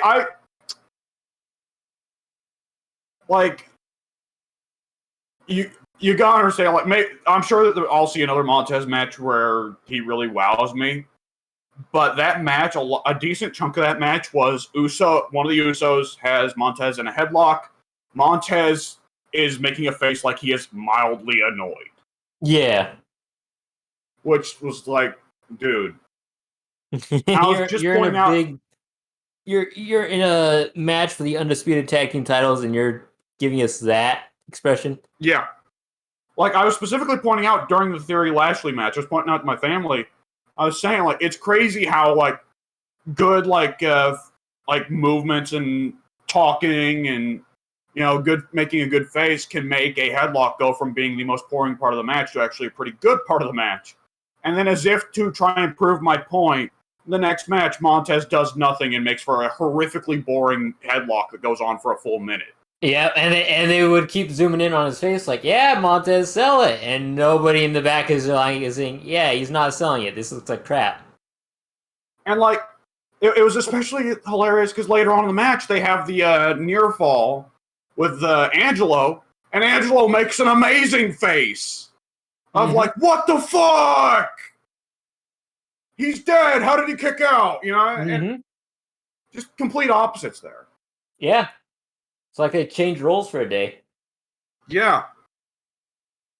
And Usos, no one's an Uso fan. It goes without saying, but goddamn, the Usos were on a bad day that match. Just super kicks. Yeah. You want anything else? No, fuck you, super kicks. It works for the Young Bucks. No, Alex, they're Samoan. They're Savat kicks. No, they fucking aren't. No, only They're RVD kicking does them with Savat the kicks. flat of their goddamn shoe. It's a switch in fucking music. Shut up. I also like how I nearly called them the Wrong Bucks. Front row. I like what Muda calls them, the bung fucks. Or Jim Cornette calls them the Hardly Boys. Yeah, like, I was legitimately, like, as that match went on, and I saw, like, the third double super kick spot, I was thinking, my God, there needs to be a forbidden door between WWE and AEW so we can get Young Bucks versus Usos. There is. They just opened it recently, didn't they? No, the forbidden door is AEW and New Japan. Oh, okay. That, like, I imagine. did you notice the spot? I'm imagining that, like, fucking, like, they are trying to summon Kenny Omega. They were trying to summon Olivier. I'd rather they summon the ghost of Laurence Olivier. Isn't that what Muda calls him, Olivier? He calls him Olivier because Cornette calls him Olivier. Because okay. Omega always does promos in real life on how wrestling is an art and he's an artiste, and Cornette saying, "Oh, only fucking pussies ever say fucking wrestling's a fucking art. You fucking fucker. I'll fucking kill you, you motherfucker. I'll kill your whole fucking family." And, you know, yada, yada, yada, Cornette things. Yeah. And the thing that's always hilarious about Cornette being such a coward is there are a lot of wrestlers from Cornette's time that Cornette loves that agree that wrestling is art. Yeah. Like, Cornette would tell you Jerry Jarrett is a god. I literally just heard, like, a shoot from Jerry Jarrett the other day where he was saying wrestling is an art. But no, but you don't get it. Wrestling is an art when you're over 60. And, like, I know that I'm fucking defending Kenny Omega here, and it pains me to do so. Well, it's always the thing of, like, It's if you're going to argue against the guy, argue against what's actually fully wrong about him, right? Yeah, and it's also a thing of, like, I'm not arguing for Kenny Omega, I'm arguing against hypocrisy, I guess. It's like, I don't know. Anyways, the thing I wanted to say was, did you notice the bit, Pink, where both Montez and the Uso went to super kick each other, and they both went, wait, oh fuck. And completely whiffed. Yeah. Well, both of them stopped the super kick in mid-motion. They're like, wait, shit. And then they're like, okay, Montez, you go for something else, and then I'll super kick you. And Montez was like, all right, aces. Yeah. And Uso goes for another super kick, and this time Montez eats it because it makes him look like a fucking idiot, you know, as you want to be. Montez, you literally saw it coming and ate it anyways. They should have done a cross counter instead. That would be hilarious, but that would not work. They do one of those lazy super kicks where they just vaguely kick somewhere in the pectoral region. Yeah. But those are the only kinds of super kicks the Usos do, so it'll work. That is Yeah, true. that's why they call him Savatkix. Yes. Oh, for God's sakes! I'm So not even saying that what they're doing is Savatkix. I'm saying the commentators call it Savatkix. ah, Jesus. So yeah, that match. The Angelo comeback was great, and there were a couple other cool spots. But otherwise, that was a match that the crowd was going nuts for just because of sheer length, you know? Yeah. Next down the card was Bianca versus Carmella. On that one, there is like nothing you can say. That was a generic ass match. I love Bianca. There's not much you can do with Carmella. Yeah, that was the best match Carmella's ever going to have, and one of the worst that Bianca will ever have. Yeah. Ronda versus Natalia, fucking fantastic match. The only issue was Ronda got gassed halfway through the match again, and Ronda would not stop fixing her jocks. Natalia, my lordy. Natalia is just simply the best. Yeah. Like, That there's a reason they put Ronda back with Natalia immediately. And it's for matches like the one she had last night.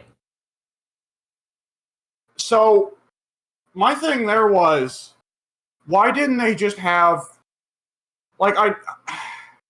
no, I know why. They don't want to bury Ronda because they might bring her back for another cheap WrestleMania pop. But should not the plan there have been Natty squeezes it out against Ronda after like a 20-minute classic, barely beats her, and she's like, yeah, fuck you all. I said I could beat Ronda, and I did. And then Liv's music hits, and Natalia's face just turns from a smile to a frown. Should that not have been how they did it? Am I crazy here? I think the problem with doing it that way is because they still want Rousey to be the topic of the night. People forget about Rousey if she, one, lost to Natalia, and then two, Liv Morgan cashes in immediately after. Because then she's like third on the topic list there. Absolutely. I wish Fair enough. I wish that WWE wrote Ronda off the same way Ed Boon did. Like, just have her cut a promo and then be buried by rocks, by paper mache rocks, and then just that's her last appearance. That would be pretty good. That already happens, but the rocks are figurative, and she does it to herself. I mean, yeah, but I would like to see it. I want it to be a skit. Wouldn't we all? Oh boy. But yeah, and Liv winning the belt. I'm conflicted about it because I think they pulled the trigger on it too early. I think if they would have kept it out for another year, then one of two things would have happened. Either the hype for Liv would have kept building and she'd be the female Daniel Bryan, right? Where it's like, Day doesn't appreciate her, Day doesn't appreciate her, Day didn't appreciate her, holy shit, she won! Mm-hmm. And make Daniel Bryan money. Or if it fizzles out after a year, then it's like, oh, well, I guess they shouldn't have put the belt on Liv to begin with. Yeah. But at the end of the day, the belt anyway. At the end of the day, the belt getting taken off of Ronda is a good thing. Right. And Liv, well, let's see if she sinks or swims, right? Right. I am perfectly okay with this. Yeah. Especially, well, here's the thing, right? Have Charlotte come back have Charlotte come back from her wedding and what they need to do is need to make Liv the underdog, even though she's still the champion, right? Yeah. Because they can always do the thing where make it so it doesn't feel like Liv actually deserves the title right now because she did win it in a kind of screwball way. So yes. Make her kind of, as champion, earn her championship status. Yes. Have it be where there is a target painted on Liv's back and every woman in the women's division is after her. Yeah. Except Carmella. Well, there's also some of the faces should probably hold back the fire a little bit. Vince Russo ruined me. So What? because Vince Russo ruined a lot of people. because my brain immediately went to, okay, so how can we have feuds with Liv being the champion, or have her challenge someone to a live or let die match. That almost sounds like a catchphrase she would come up with. I don't even know what you do. I think that's just an I quit match, but still. Like, isn't that something that Russo would write to? It is. It 100% is. You give Russo too much credit. Yeah, you're right. So it would be a Liv Morgan on a pole bra and panties match. Exactly. Yeah. Bro and panties modern chicken feathers match. Mud and chicken feathers? Yeah, just fucking, I don't know, have chicken feathers get stuck to them with the mud. Fair enough. Anyways, after that would have been the men's Money in the Bank. Am I correct? I believe that is correct, yes. And so that one was, let's see, Seth, Sammy, Omos, Theory, Riddle. God, that's so stupid to say a wrestler named Theory and a wrestler named Riddle, especially in the same match. I don't know. I look forward to Edward Nigma's debut as a wrestler. Madcap. Who are the remaining two? Sheamus. McIntyre and Sheamus, right. For a second, I genuinely thought you were going to say Matt Katz. My favorite wrestler.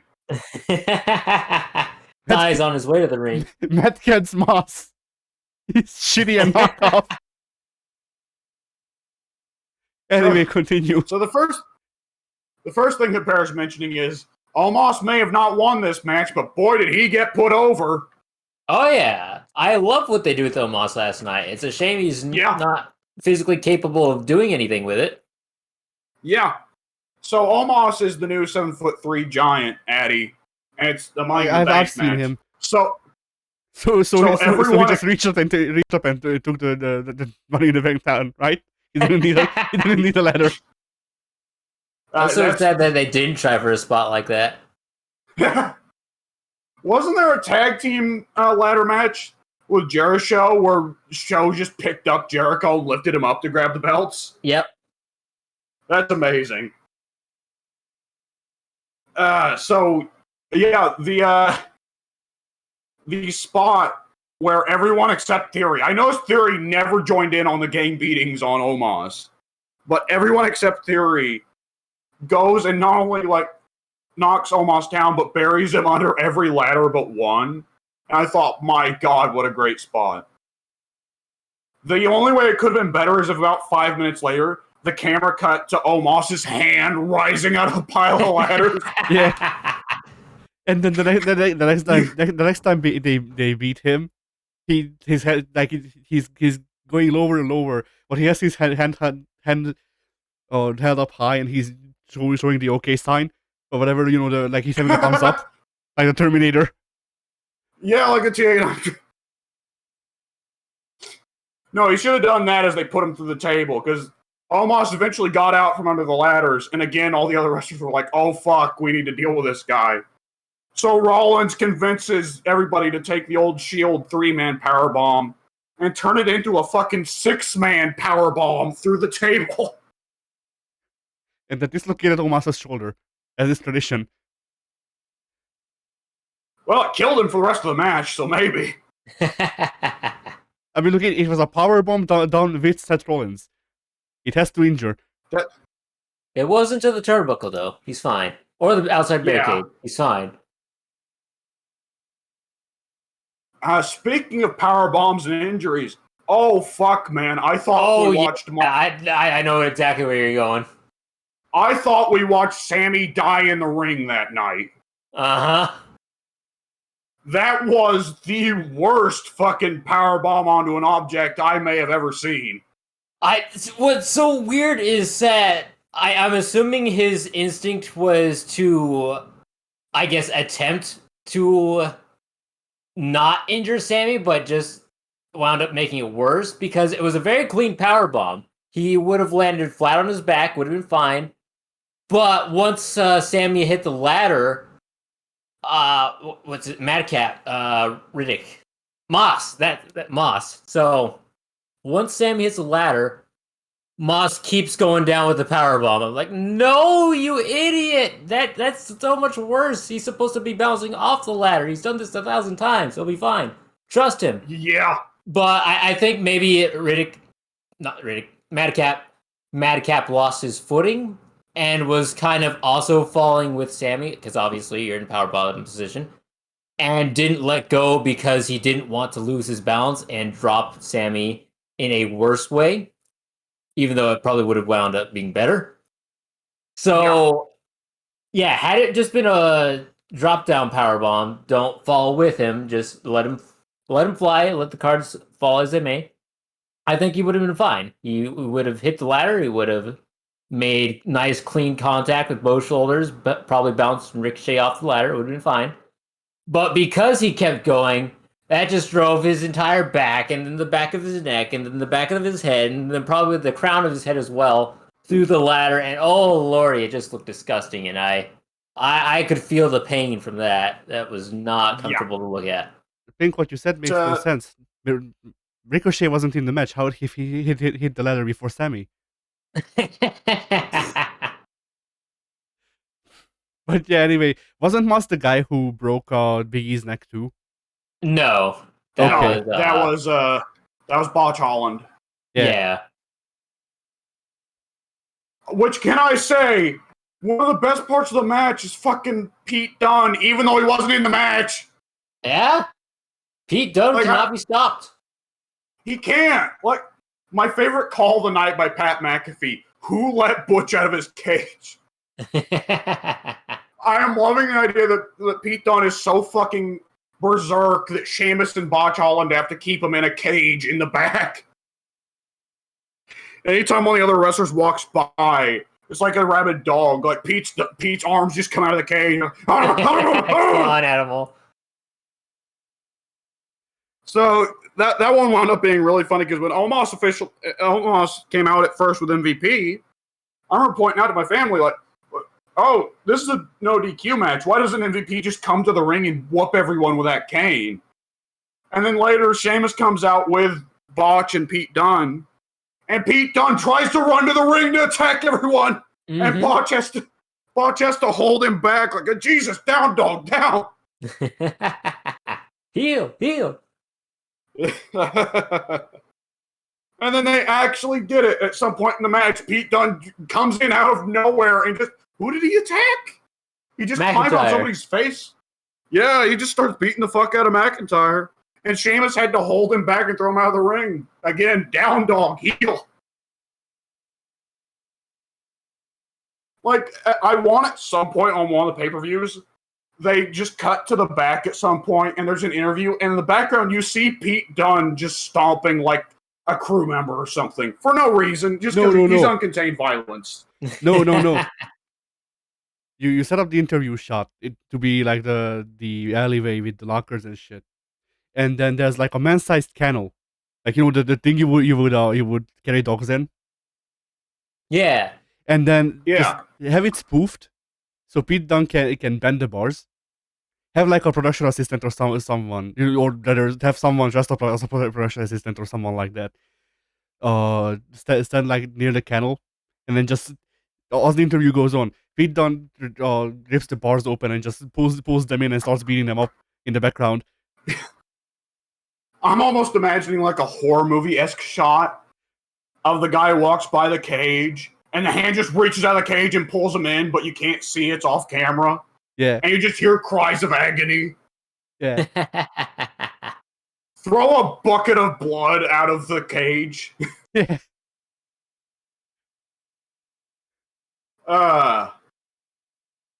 And I gotta say again, like, another instance of someone just, I know with Money in the Bank matches and the matches like that, it's hard to keep everyone actually active in the match. But boy, Seth was just not in that match at all. Yeah. It's like, if there's anyone that should be in this year. Like it. Well, I know. I don't want Seth to get put through any more ladders. The poor bastard. I don't want Seth to get crippled. He's awesome, and I want him to stay around for a while. But I was thinking, like, if there's anyone in this match you want to be one of the ones carrying it, it's Seth. Yeah. Seth has more important things to do, like playing tennis with Mario.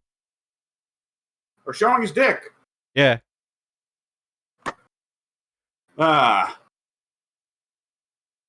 And of course, the winner of the match in the end was the thing that made everything make sense. Theory. And I gotta say, is the focus, like, I said it on the forum, but it feels a bit awkward for it's like, all right, here we go, another main event level heel. That's what we needed. What? Right, yeah. And as Ted said, Theory can be turned face, but he's just so this is smarmy. true, but I don't think that's the way to go. And I think Money in the Bank works for him because it keeps him relevant, but also can keep him anywhere else on the card. He doesn't have to be carrying the United States Championship. He doesn't have to be immediately placed into the World Heavyweight Championship title picture. It's just have him save it for like WrestleMania or whenever. Have him save it for when Cody comes back. If Cody gets to beat Roman, which he might not, if Cody gets to beat Roman, have Theory fuck him out of it. Yeah. That way Roman gets to take a break from being the top level heel, and it becomes Cody now has to chase Theory, right? Yeah. And another issue with this, another issue with everything being heels right now is that, like, I feel like because of how we went through the Attitude Era, I feel like we need to do it in reverse to actually have faces again. Like I feel like we need like a well-liked anti-hero character that they can have who does good things but is also like decidedly not like, you know, Superman. So that we can have someone who is kind of good but can be bad too, and then face them up against a Superman. Because Rock was pretty like, you know, Rock was a face, like, completely, and Austin was, I don't know what the fuck Austin was supposed to be, but hey, that's kind of the point. Like, I feel like we need another Austin because it feels like they've been trying to have Rocks, or I don't even know who to call out as like a great heel. Vince. They tried a lot to have more Vinces, but yeah. But like they never tried to have another. They just need a face that doesn't let heels walk all over him. Yeah. Just have another Austin so that the Rocks can shine, and then we can actually transition to having more Rocks. Like, for a while, I thought it's just like the fans will never cheer a face again because they just want to get under Vince's skin. And on some level, that's true. But another big part of it is that the heels always go over on the weeklies nowadays. Yeah. The faces will win at pay-per-views, but that means there are no promos in pay-per-views most of the time. So it means faces consistently get shit on in promos, and promos are usually where people actually really get over. Yep. You can have fantastic ring work, but that doesn't change that this is America. In America, you need to have good promos to get over, a good gimmick to get over. This isn't Japan. You can't just get over on ring work. Mm-hmm. And so just watching the faces get, well, cucked every time they get in the ring to talk, get on the mic, makes it where it's like, oh, well, I don't care about this guy. Yeah. Like, genuinely, what's the last like good big face that you can remember? Because the last one for me is Cena, and he was hated. I know because I was there. I hated him too. Cena was a good face, but Cena was a big example of you can't have a guy just be on top of that level for that long anymore because people aren't so willing to buy a Hulk Hogan-esque Superman as they want. Yeah. Yeah. If Cena had more times where he was a little more off season, like let's say Bret or Austin did, or even Roman now, he'd be a lot more over. He'd have been a lot more over. Excuse me. And no matter what, not only that, but Cena did have a lot of popularity with kids. It's just that adults got sick of him. Yeah, like the thing is, like, like you said, the kids thing. But like, even if they didn't want to not use Cena, which like they should have given him breaks, because that's probably why he doesn't not answer their calls anymore. But if they must have used Cena, then let him change gimmicks. He had the same gimmick for nearly 10 years, maybe more. Like that guy had 2 gimmicks that I know of. Again, that's kind of a don't fix what isn't broken kind of thing. Like, if there's a natural evolution, then let it be. But what really killed Austin was his heel turn. You know, him hugging Vince. Yeah. Like, Hogan, that was always the thing about people saying, oh, Cena would be rejuvenated by a heel turn. And they'd always say Hogan. Well, the trouble is, Hogan had been incredibly diminishing returns for a long time by that point. And Hogan went to another company for that, too. Hogan was not a star anymore. He was the old fart who refuses to recognize that he's out. Like, he was by the point where people were just getting sick of him no-selling all their favorite heel shit. So, for him, it revitalized him because he needed vitality. Cena didn't have a lack of vitality. It's that there was too much of him. He needed to take more breaks, or, as we saw with his mid-card run, just move him down the card for a little while. Because the moment Cena started doing his U.S. title run, suddenly everybody loved him again, you know? Hogan needed to be revitalized, so he started sucking the life force out of the mid-card people. Hogan would do that. Hogan would do that. Fucker. But yeah, my God, I literally just yesterday saw a GIF of Hogan no-selling an Arn Anderson spine buster. And it's like, you fucker! And like, another thing with Hogan is that, like, unless you want to count Invasion here, then Hogan didn't turn heel. Hogan went to another company and turned heel. Which is different. Well, no matter what, Hogan in WCW was always going to feel like sloppy seconds. Yeah. And then I don't know why people get so apprehensive about WWE guys going to AEW or TNA. It always feels like sloppy seconds, you know? Yep. And then he I guess he turned heel in the WWE as well in the Invasion angle, but he was just the right gay guy. What can you say? He was the wrong gay guy. Yeah. The apple pie strap. Anyways. I have nothing else to add there. All right. Money in the Bank. It's something else happened. At the end of the day, I actually thought it was a fantastic pay-per-view. Yeah. I can't really point at a match and say, yeah, that match sucked. It would have been a better show without it. I mean, even in the matches where there were less than capable workers, they had opponents who were more than capable, and it really made the show just solid from beginning to end. Yeah. Like, the worst parts of it, I would say, was Carmella was bland, Ronda got gassed too easily, Shotzi kept botching spots in the Money in the Bank match. That's a blessing in disguise. Yeah. Like, other than that, I liked every match on the card. Yeah. Good pay-per-view. Good pay-per-view. Premium live event, you heathen. The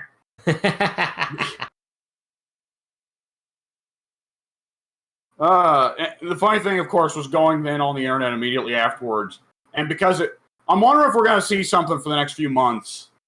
Because this pay-per-view was good, everyone on there was like saying, oh, Stephanie and Triple H showing Vince how it's done. And it's like, bold of you to assume Vince isn't still just in control. So are we going to be seeing the next few months, anytime there's a bad show, it's Vince. Anytime it's a good show, it's Stephanie and Hunter? Yeah, that's how it's going to be. And then once this boils over, Stephanie will walk out to the ring to cut a promo and then rip off the face mask and go, "It was me, Austin! It was me all along, Austin!" You know, actually, something just occurred to me. You think they're saying that because both of the Money in the Bank winners were under 6 feet tall? Maybe.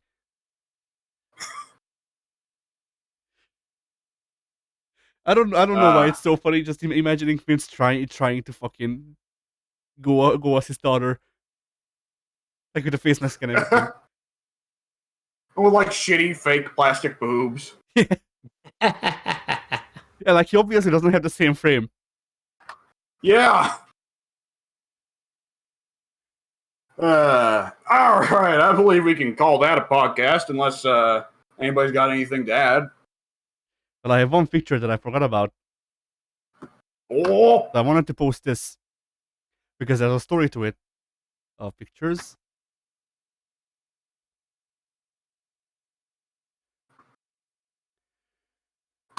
So there's that. Now there is a note here. Once you read the caption, What's the note? so the note is that's not the real Tony Hawk, but the real Tony Hawk replied to this picture, and he has been invited to a FurCon, which I find funny. Just the fucking I find the idea funny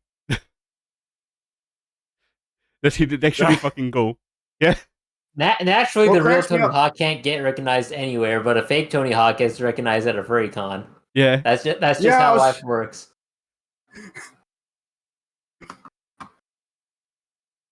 life can be cruel sometimes. Yeah. But I also just genuinely like I like the absurdity of actual real ass Tony Hawk replied to a furry Twitter post.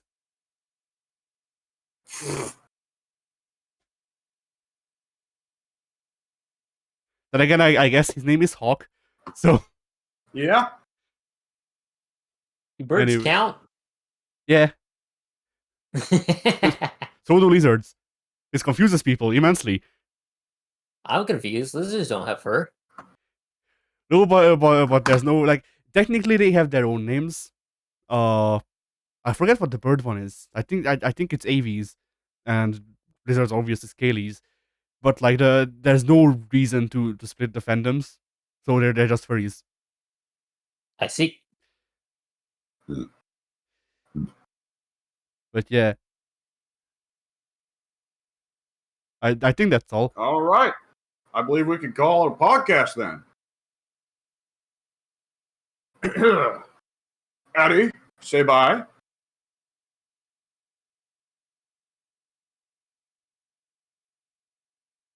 You know, I was going to wait until we're at a 30 or 30. Bless you. Plus, I was going to wait until we were at like 3 hours 40 minutes, but then I was able to make out the digits, and that would take 4 more minutes. And I'm not gonna fucking shut up for 4 more minutes. Also, I'm going to piss myself. Live on recording. Yes. Someone will jerk off to that. But wait, we can't Anyways. include it in the podcast because people will pay for that. That is true. So anyway, bye. Yeah. Let up. I I need to don't- piss. Goodbye, gentlemen.